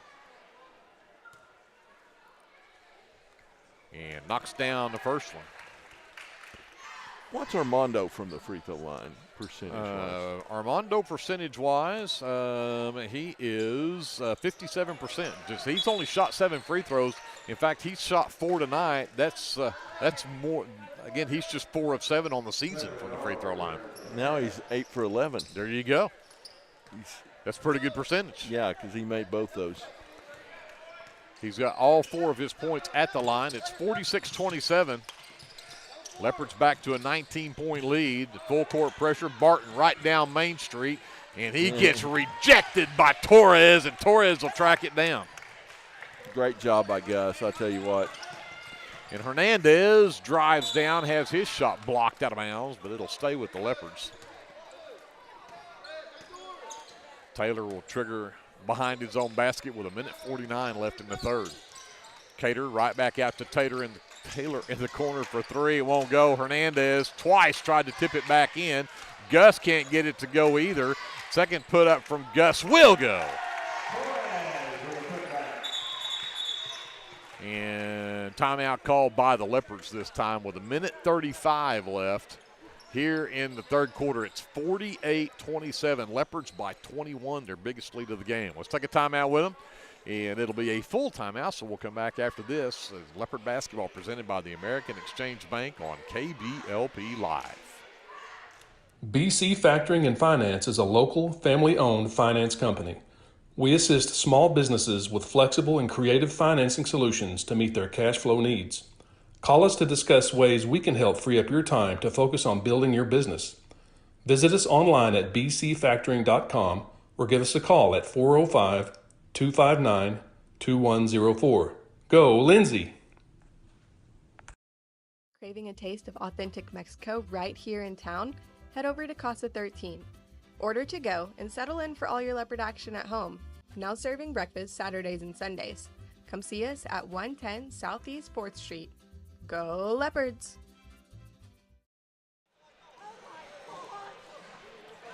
(48-27), Leopards with a 21-point lead as we're nearing the end of the third quarter. Leopards led by 9 at the end of the first half. Stretched it out now to 21. Yeah, they've shot a very high percentage here in the third quarter of the Leopards, talking about the Leopards. And they'll stay in this 1-3-1 full court trap. Beatty Over to Clifford, back to Beatty. Gets across the timeline, into the corner. Flyby, comes it back out to Beatty. Top of the key for Clifford. Beatty gets it back. We have 1:20 left before the end of the third. Back over. Arnold into the lane, elevates, and got it off the back iron. Hit the back of the rim and just died and rolled in. That's what you call a pancake. 48-29. Leopard lead at 19. The pick and roll, Cater on the roll, gets double teamed and lost it. And Hernando Hernandez steals it back and puts it in. Good hustle from Hernandez. Yeah. Trapped in the corner range. Beatty sends it back over Whoa. to. Wow. NBA range 3 from Bryson Clifford. Dadgum. When he shot, I think that's not good. Then nothing but net. 30 seconds left in the third. 50-32 Leopards underneath. Flood. And Cater ended up with it. And the lob pass. Oh, and Flood had a wide open lane to the basket, and we're going to get have timeout for an injured player, and Coach Terry is not happy that we called the timeout there when the play was still going on. Yeah, usually they won't call it unless the team with the injured player has the ball. Correct. Taylor to inbounds. They get the injured player out. Up top for Taylor. Down to 10 seconds. Works right. Waits for a screen from Torres. Gets it. Taylor for 3. It's short. Rebound Barton. Down to 1. And oh, what a play. Hernandez stops the basket at the end, and it'll be 50-32. Leopards by 18 at the end of 3.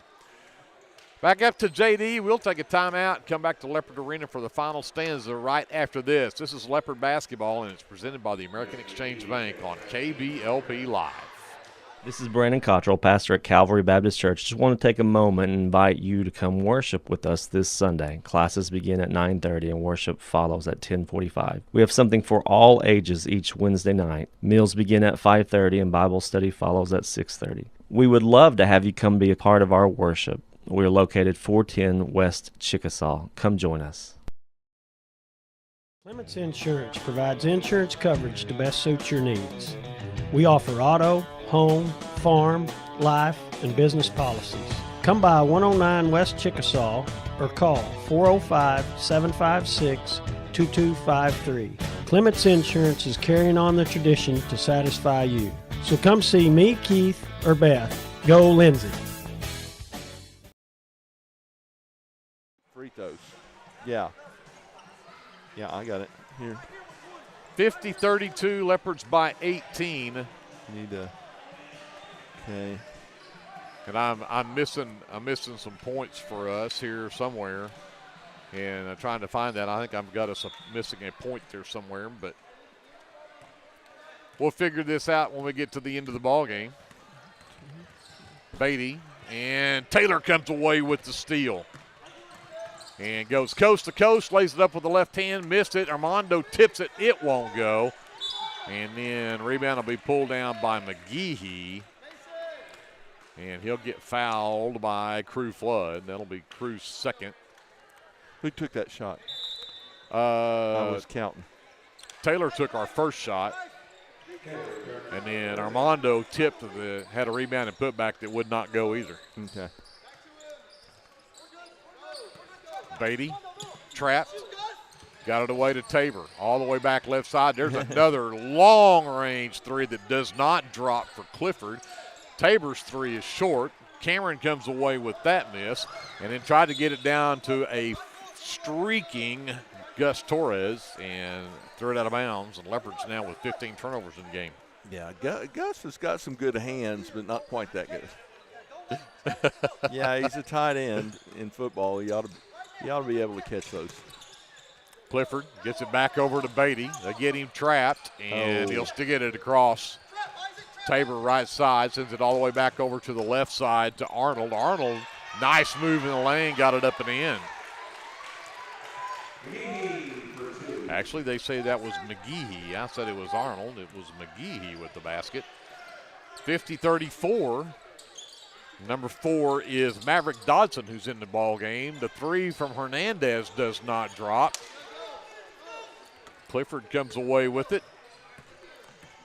And Beatty with the handle over on the right wing, works to the top of the key, sends it over to Tabor. Tabor into the high post, back out. Arnold on the handle into the lane, comes back up top to Beatty, and Beatty traveled. 50-34, Leopards with the 16-point lead. Arnold checks out. Connor Barton returns for the Panthers. Dodson will walk it up for the Leopards with 6:20 left to go in the ballgame. Cameron with it left wing. Torres with the screen. Cameron picked up top of the key, sends it to Cater, and on the right wing, Hernandez. Up top for Gus Torres. A no-look pass underneath. Cater missed it initially, finally got the handle on it, puts it up and in. 52-34. In transition, Barton in the lane, has it knocked loose by Hernandez. Cater into the lane, takes a bump, high off the glass, it won't drop, so he'll get a couple. So Cater back to the free throw line. The foul called on Beatty, just his second, only the first foul in the fourth quarter here on Harrah. But Cater to the free throw line, 0 for 2. His only trip to the line. I've got him with 13 points in the ball game. Make it 14. That's 2, 4, 6, 8. Actually, he had 15. That makes 16 in the ball game now. Beatty is out, and Parker Raines returns. And Cater cannot give the Leopards a 20-point lead. Cameron, however, fights for the rebound, and do we get a jump ball or a foul? Foul.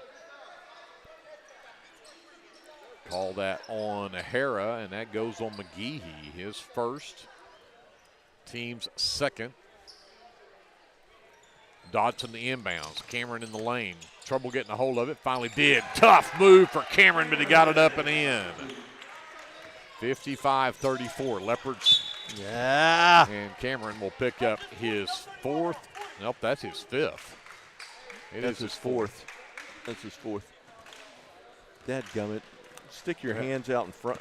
That is just, move your feet, right? Yeah. Move your feet. Move your feet. Take the contact with your chest. Don't stick your hands out there. Cameron checks out. Flood returns for the Leopards with 5:30 left in the ball game. Leopards hanging on to a 21-point lead right here. Raines on the handle. Works around the Barton screen. Gets all the way down. Dumps it out in the corner. Down the baseline. Floater will not drop. Cater tips the rebound, but Dodson will pull it away. Dodson brings it across the timeline. Russell on the right wing. Gets around the Flood screen. Back up top, Cater. Dodson left wing. Up top, Flood. Back over to Hernandez. Hernandez into the lane. Skies puts it up. Can't get it to the rim, but he'll draw the contact and go to the free throw line as Barton picks up his second. Third team foul, and 2 more free throws coming up here for Armando Hernandez. He sounds like a shortstop. I wonder if he plays baseball. I don't know, but I wasn't going to say anything because he was perfect at the line, 4 for 4 till that one, and he missed that one. Barton checks out, along with Tabor, as Penny and Manick both return. He does not play baseball. He should. With a name like that, he should play baseball, right? Yeah. Yeah. 7 points in the game. He's got 5 of them at the free throw line. 56-34 Leopards. We're under 5 to go in the ball game. Raines over to Clifford. Oh. Hunter Russell says, "Time, take that NBA 3," and he left it short, but the rebound's pulled down underneath. And a drive down the lane and a reach-in foul is going to be called on the Leopards. That'll go on Hunter Russell, just his first personal.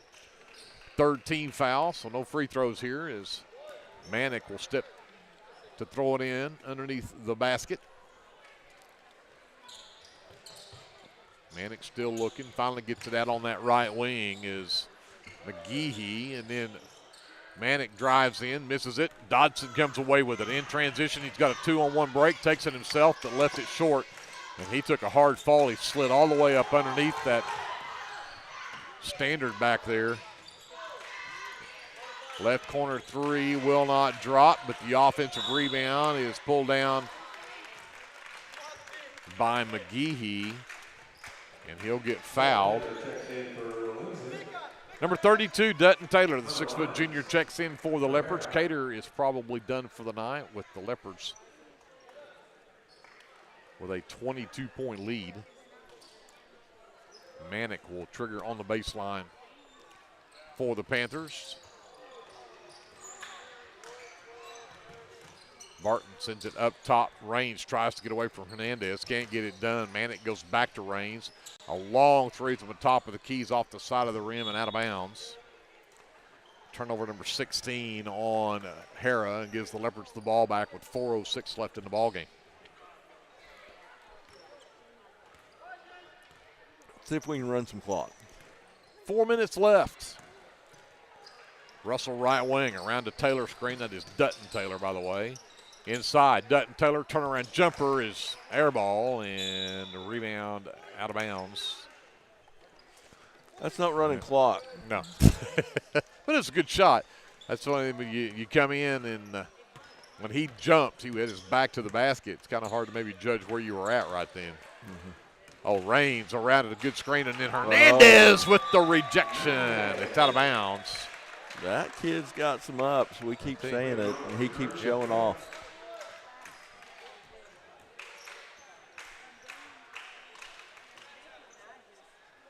So number 4, it's Hunter Linens who's in the ball game now for Harrah.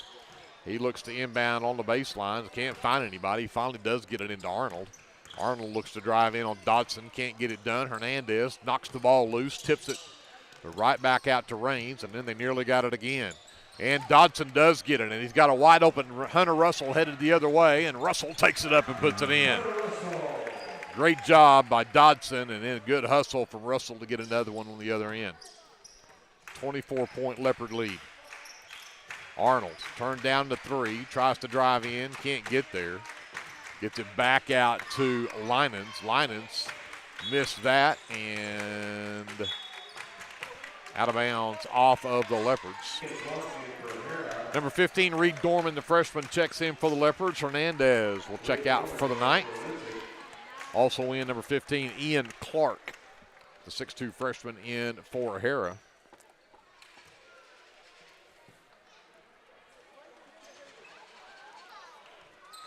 Inbounds. Lynan still looking. Finally gets it over to Arnold on that left wing. Dodson runs him off the three-point line. Raines looks to drive in. Long three-pointer. Up and good. Wow. Clark, the freshman, first time he touches the ball, knocks a three down. Yeah, there you go. 58-37 Leopards. 2:40 left. Dodson. And we're getting an offensive foul called on Dodson. All kinds of contact before that wasn't called. Dodson tried to create some space there. Picks up his fourth team foul. Actually, it's the 5th. I missed one on us earlier. Player control, so we won't shoot free throws on this one, but for the final 2:35, they will be in the bonus. Raines steps up, knocks down a three. 58-40, Leopard lead down to 18. Russell looks to drive in. Floater in the lane, partially blocked, but they're going to say they got him on the arm. And I think this will go on McGehee, and it does. Mason McGehee picks up his second. That's now 14 fouls on the Panthers. The next Harrah foul will put the Leopards in the bonus, but this will be 2 free throws coming up for Hunter Russell, his first trip to the line tonight. And that one is off the mark.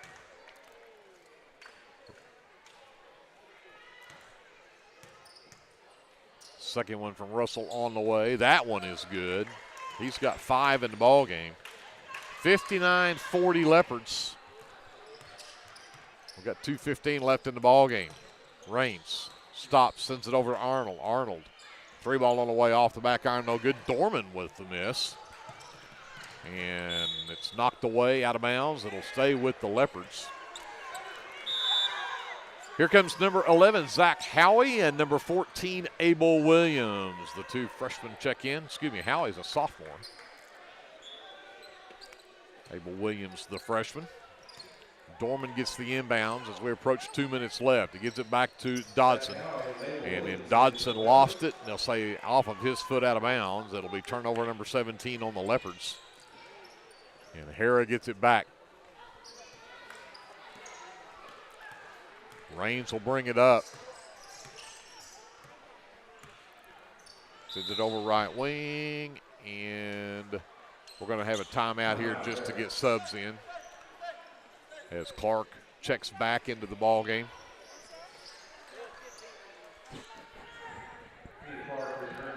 Raines will get it in the backcourt off the inbounds. Gets a screen from Penny. Steps back, fires a three, and that one's back iron, no good, but the long rebound is tracked down by Linens. Send it back over to Raines' left wing. On the dribble, works on Dorman. Spin move. Dodson nearly had a steal. Sends it back up top. Linens for three. That's off the rim. Rebound Dodson underneath. If he can catch up with it. He didn't. He lost it. Got it going too fast there, and he did a great job of coming up with it, but then couldn't control the dribble. It goes out of bounds. 59-40 Leopards. We've got 1:26 left in the ball game. The Leopards are going to pick up their 7th win of the season. As there's Clark again. 2 shots, 2 threes. Leopard lead at 16. Howie on the handle. Turns down to 3. Gets it out to Dutton Taylor underneath Abel Williams. And turns around on Clark. And are we going to get an offensive foul, or are we going to get... Nope, they're going to get Ian Clark on the reach in. And they're going to give it to the Leopards. I think the other official a little surprised there too. Abel Williams really.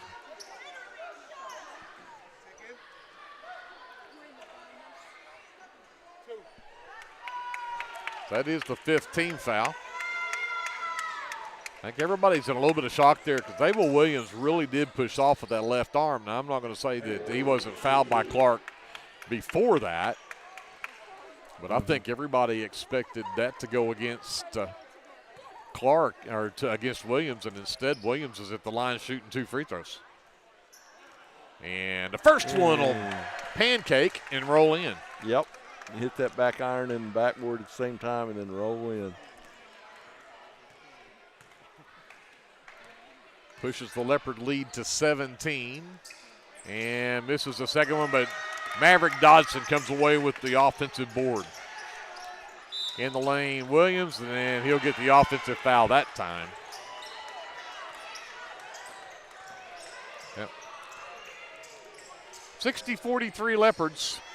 Harrah with the basketball as we go under a minute to go in the ball game. Penny between the circles. Dribbles to the right elbow, sends it out onto the wing to Clark. This time Williams says, "You're not shooting the third one." Yeah. Linen's on the handle, picked up by Howie. Raines backs up, and looks like Harrah is actually just going to dribble this one out. Coach says that's enough, and so we've probably seen the last shot of the ball game as the Leopards will let them do it. 60-43 Leopards with a 17-point win, improved to 7-4 on the season, and again they will move into the semifinal matchup against their old foe, the Pauls Valley Panthers. That game will be at 7:20 Monday night here at Leopard Arena.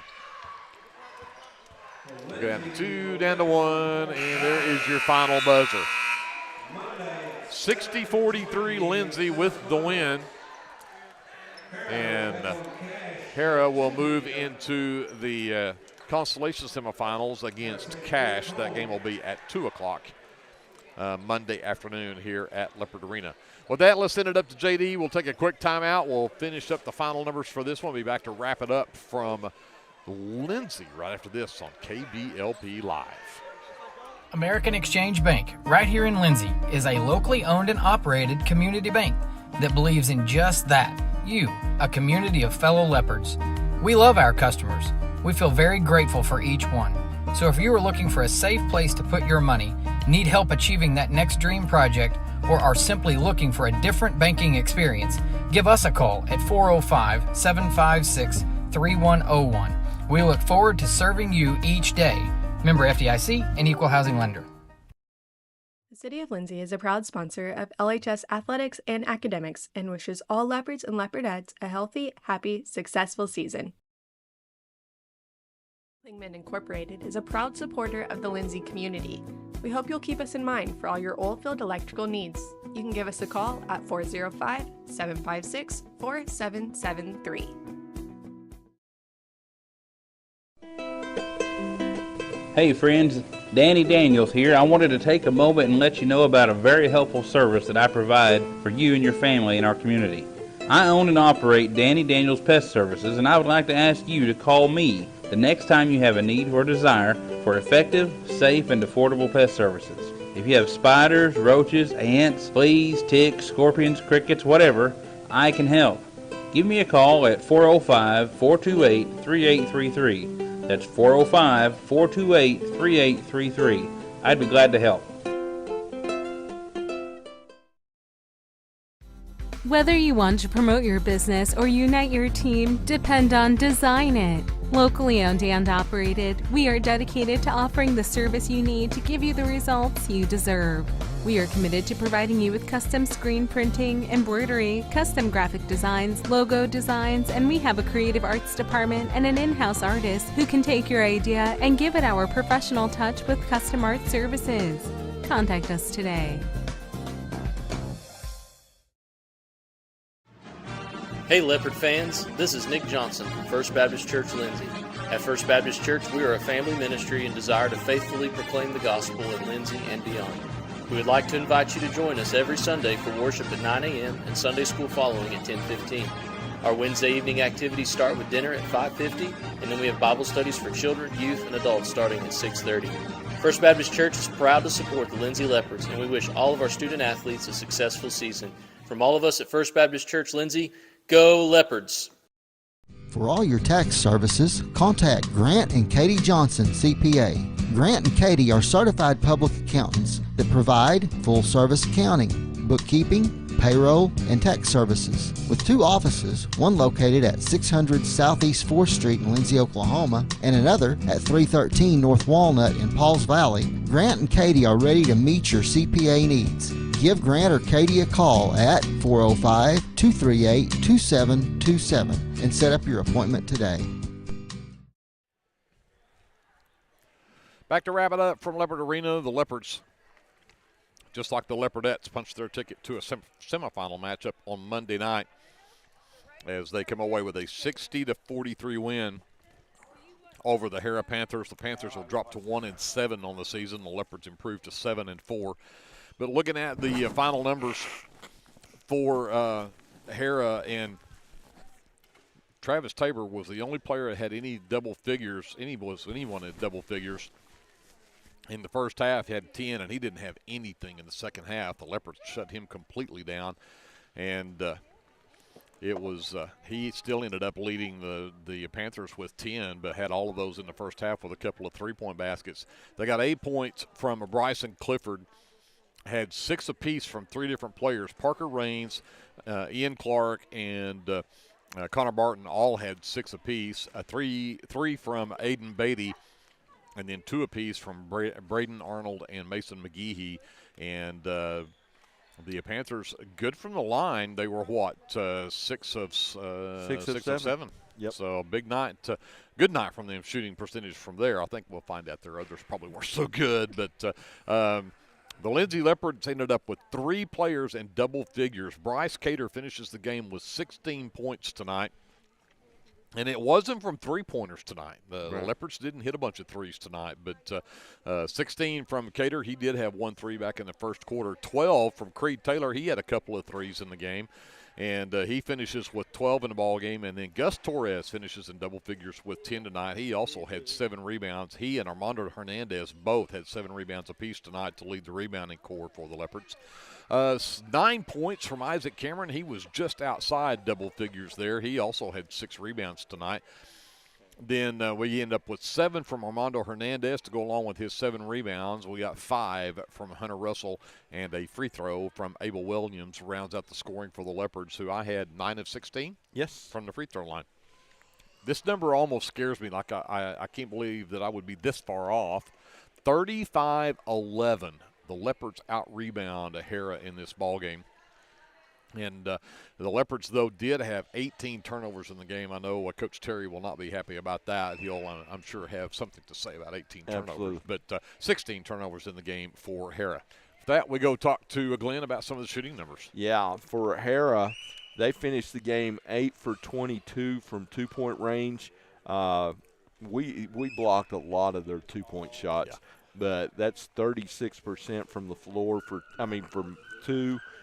7 for 21 for 33%, which is a pretty good percentage from three-point range for high school. And that's a total of 15 for 43 for 35% from the field. For Lindsay, they finished the game 21 for 35 or 60% from two-point range. Great shooting night. Of course, they did a great job of going inside and with their height advantage and then finishing, and so great job of executing that for the Leopards. They were only 3 for 18 from three-point range for 17%, and that's a total of 24 for 53 for 45% from the field. So not a bad night shooting. Like to see those three-point numbers be a little bit better. Yeah, if we go back to one of those nights where we were 11 of 19 from 3, you take one of those nights, and this is a 40-point win for the Leopards. But, again, the three-point shot's just not falling tonight. But, hey, it puts one in the win column. The Leopards are now 7-4 on the season, and they'll take on Pauls Valley coming up on Monday. That game at 7:20. It'll follow the Leopardettes, who, again, punched their ticket to play the Chickasha Lady Chicks. Lady Fighting Chicks coming up. Chickasha. Yeah. They're going to play Chickasha on Monday at 6 o'clock. I tell you what, the Lindsay-Pauls Valley matchups, that's a rival. It's a conference foe. It's a conference foe, and they are always great games, particularly the boys, when the boys play Pauls Valley. So come on out, watch some ball. If you can't make it, you can watch us on KBLP Live. Well, so let's just talk about that. So the Leopards will play Pauls Valley on Monday in the semifinal game to have a chance to play for the finals and to win the tournament. We'll have to turn around and play Pauls Valley here for homecoming then coming up next Friday night. Yeah, because that's the regular schedule. So you're going to get to play Pauls Valley twice in the same week.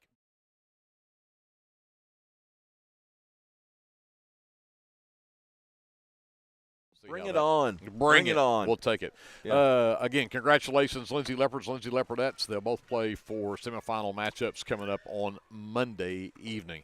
We'll be here for that, so we'll see you then. A big thank you to Glenn. Great job. You too. And J.D. Scruggs and Andrew ESPN2 Lion on the camera up there, Kevin Scruggs. Jason Wallenberg running our FM side downtown Lindsay, America at 105.1 FM. For all of us at KBLP, I got to be sure I mentioned also Paige Sutherland, CeCe Lyon, and all the work they do behind the scenes as well, getting our graphics and things done as well. Great job, commercials and all of that. So big thank you to them as well.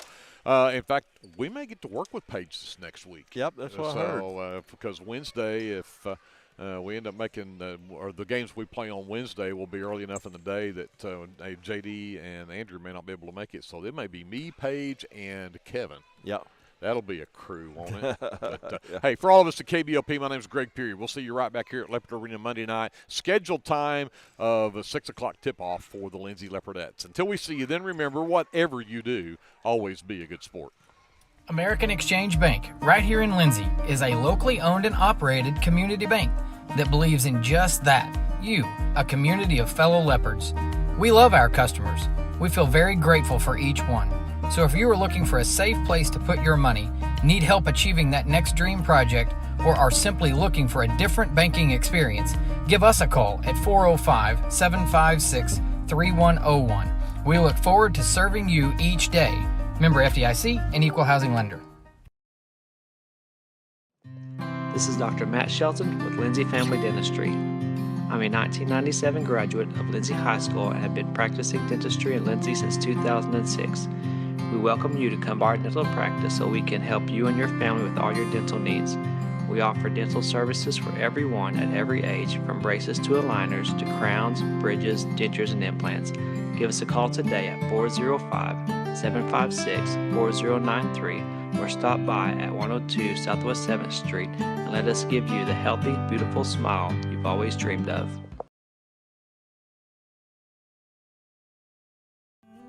Capturing all your special moments is such a blessing to me, from running down the ball field to walking down the aisle. Call or text Photography Blessings by Lacey for all your photography needs.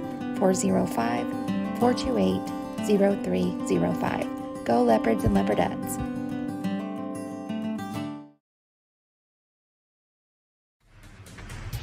At Rural Electric Cooperative, we're committed to providing electric power and opportunity to the many areas our members call home.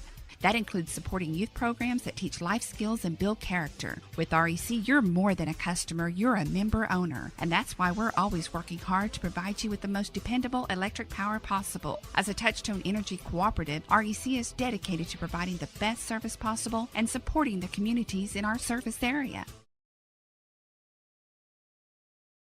At South Central Medical and Resource Center, we strive to provide the highest level of medical care to the communities that we serve. It's our goal to foster and inspire a family atmosphere, and that doesn't just start in our waiting room. That's why South Central Medical and Resource Center is a proud sponsor of Lindsay Athletics and Academics. Lingman Incorporated is a proud supporter of the Lindsay community. We hope you'll keep us in mind for all your oil-filled electrical needs. You can give us a call at 405-756-4773.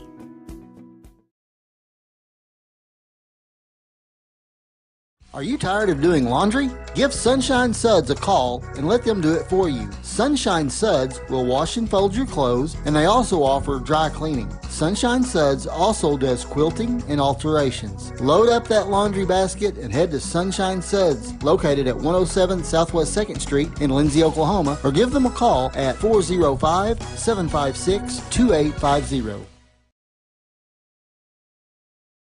Super C Mart in Lindsay is proud to cheer on our Leopards and Leopardettes. Come see us for all your game day snacks, or bounce back from a late night of Leopard basketball with one of our goodies from the bakery section. And make sure to download our app so you never miss a deal.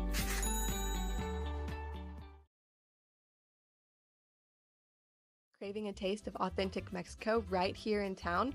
Head over to Casa 13. Order to go and settle in for all your leopard action at home.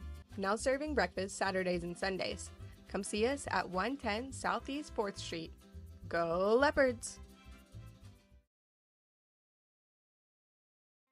Legends Pub House and Venue is your one-stop shop for good food and good entertainment. Come see us in Chickasha and stay tuned to our website for all of our upcoming events and shows.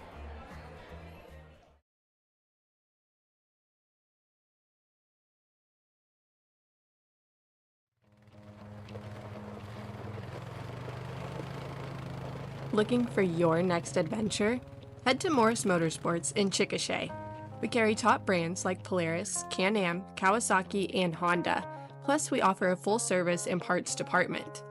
Whether it's ATVs, side-by-sides, motorcycles, or accessories, we've got what you're looking for. Visit morrismotorsports.com or give us a call at 405-224-6113. At Morris Motorsports, we don't just sell machines, we sell fun.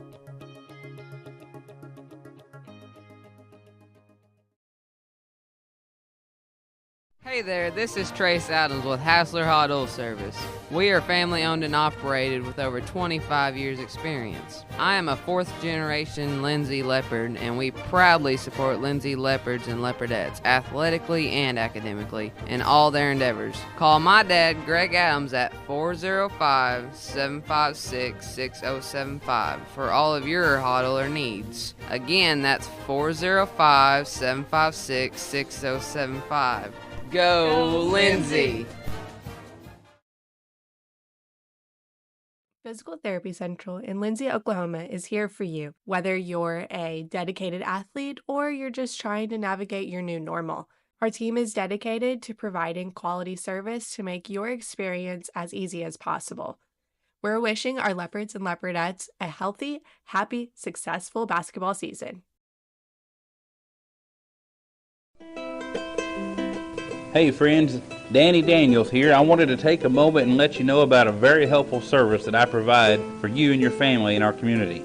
I own and operate Danny Daniels Pest Services, and I would like to ask you to call me the next time you have a need or desire for effective, safe, and affordable pest services. If you have spiders, roaches, ants, fleas, ticks, scorpions, crickets, whatever, I can help. Give me a call at 405-428-3833. That's 405-428-3833. I'd be glad to help. Clements Insurance provides insurance coverage to best suit your needs. We offer auto, home, farm, life, and business policies. Come by 109 West Chickasaw or call 405-756-2253. Clements Insurance is carrying on the tradition to satisfy you. So come see me, Keith, or Beth. Go Lindsay. The City of Lindsay is a proud sponsor of LHS Athletics and Academics and wishes all Leopards and Leopardettes a healthy, happy, successful season. Hey Leopard fans, this is Nick Johnson from First Baptist Church Lindsay. At First Baptist Church, we are a family ministry and desire to faithfully proclaim the gospel in Lindsay and beyond. We would like to invite you to join us every Sunday for worship at 9 a.m. and Sunday school following at 10:15. Our Wednesday evening activities start with dinner at 5:50, and then we have Bible studies for children, youth, and adults starting at 6:30. First Baptist Church is proud to support the Lindsay Leopards, and we wish all of our student athletes a successful season. From all of us at First Baptist Church Lindsay, go Leopards!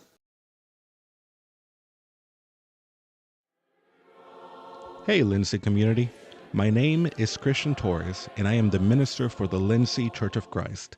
We would like to invite you to come and worship with us on Sundays at 10:45 a.m. and Wednesdays at 7 p.m. We're located at 1205 West Cherokee Street.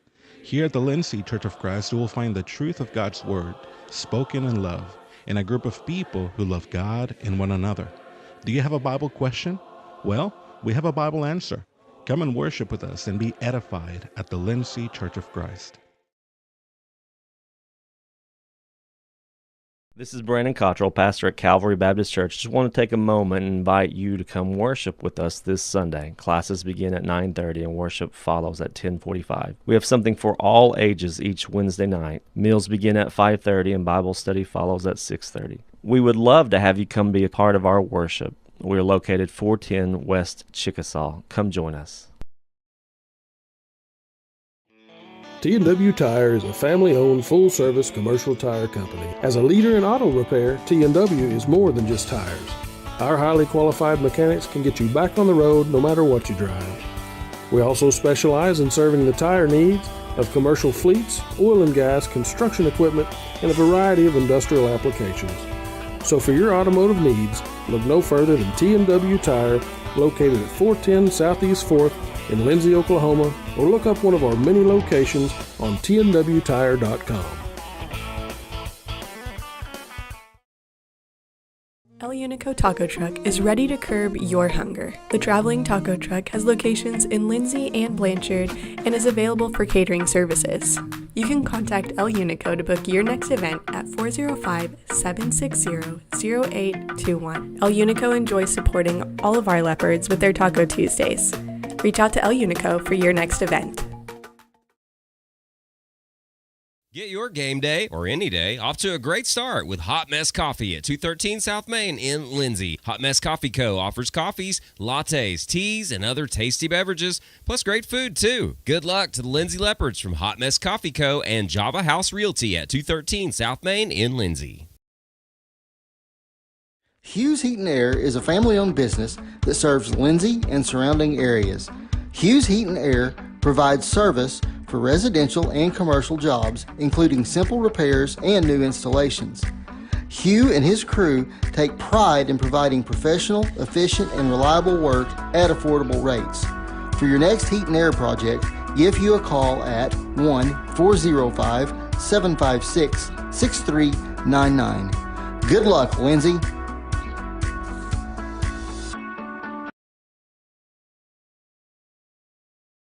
Legacy Roofing is a family-owned and operated business that serves Lindsay, Oklahoma and surrounding areas. We specialize in getting your home back to its best, whether it be annual wear and tear or storm damage. We don't just fix roofs, we take care of your home. Legacy Roofing, family-owned, community-focused, and always here for you. Call us today for a free estimate at 405-756-8855 and let us protect your home with the care it deserves.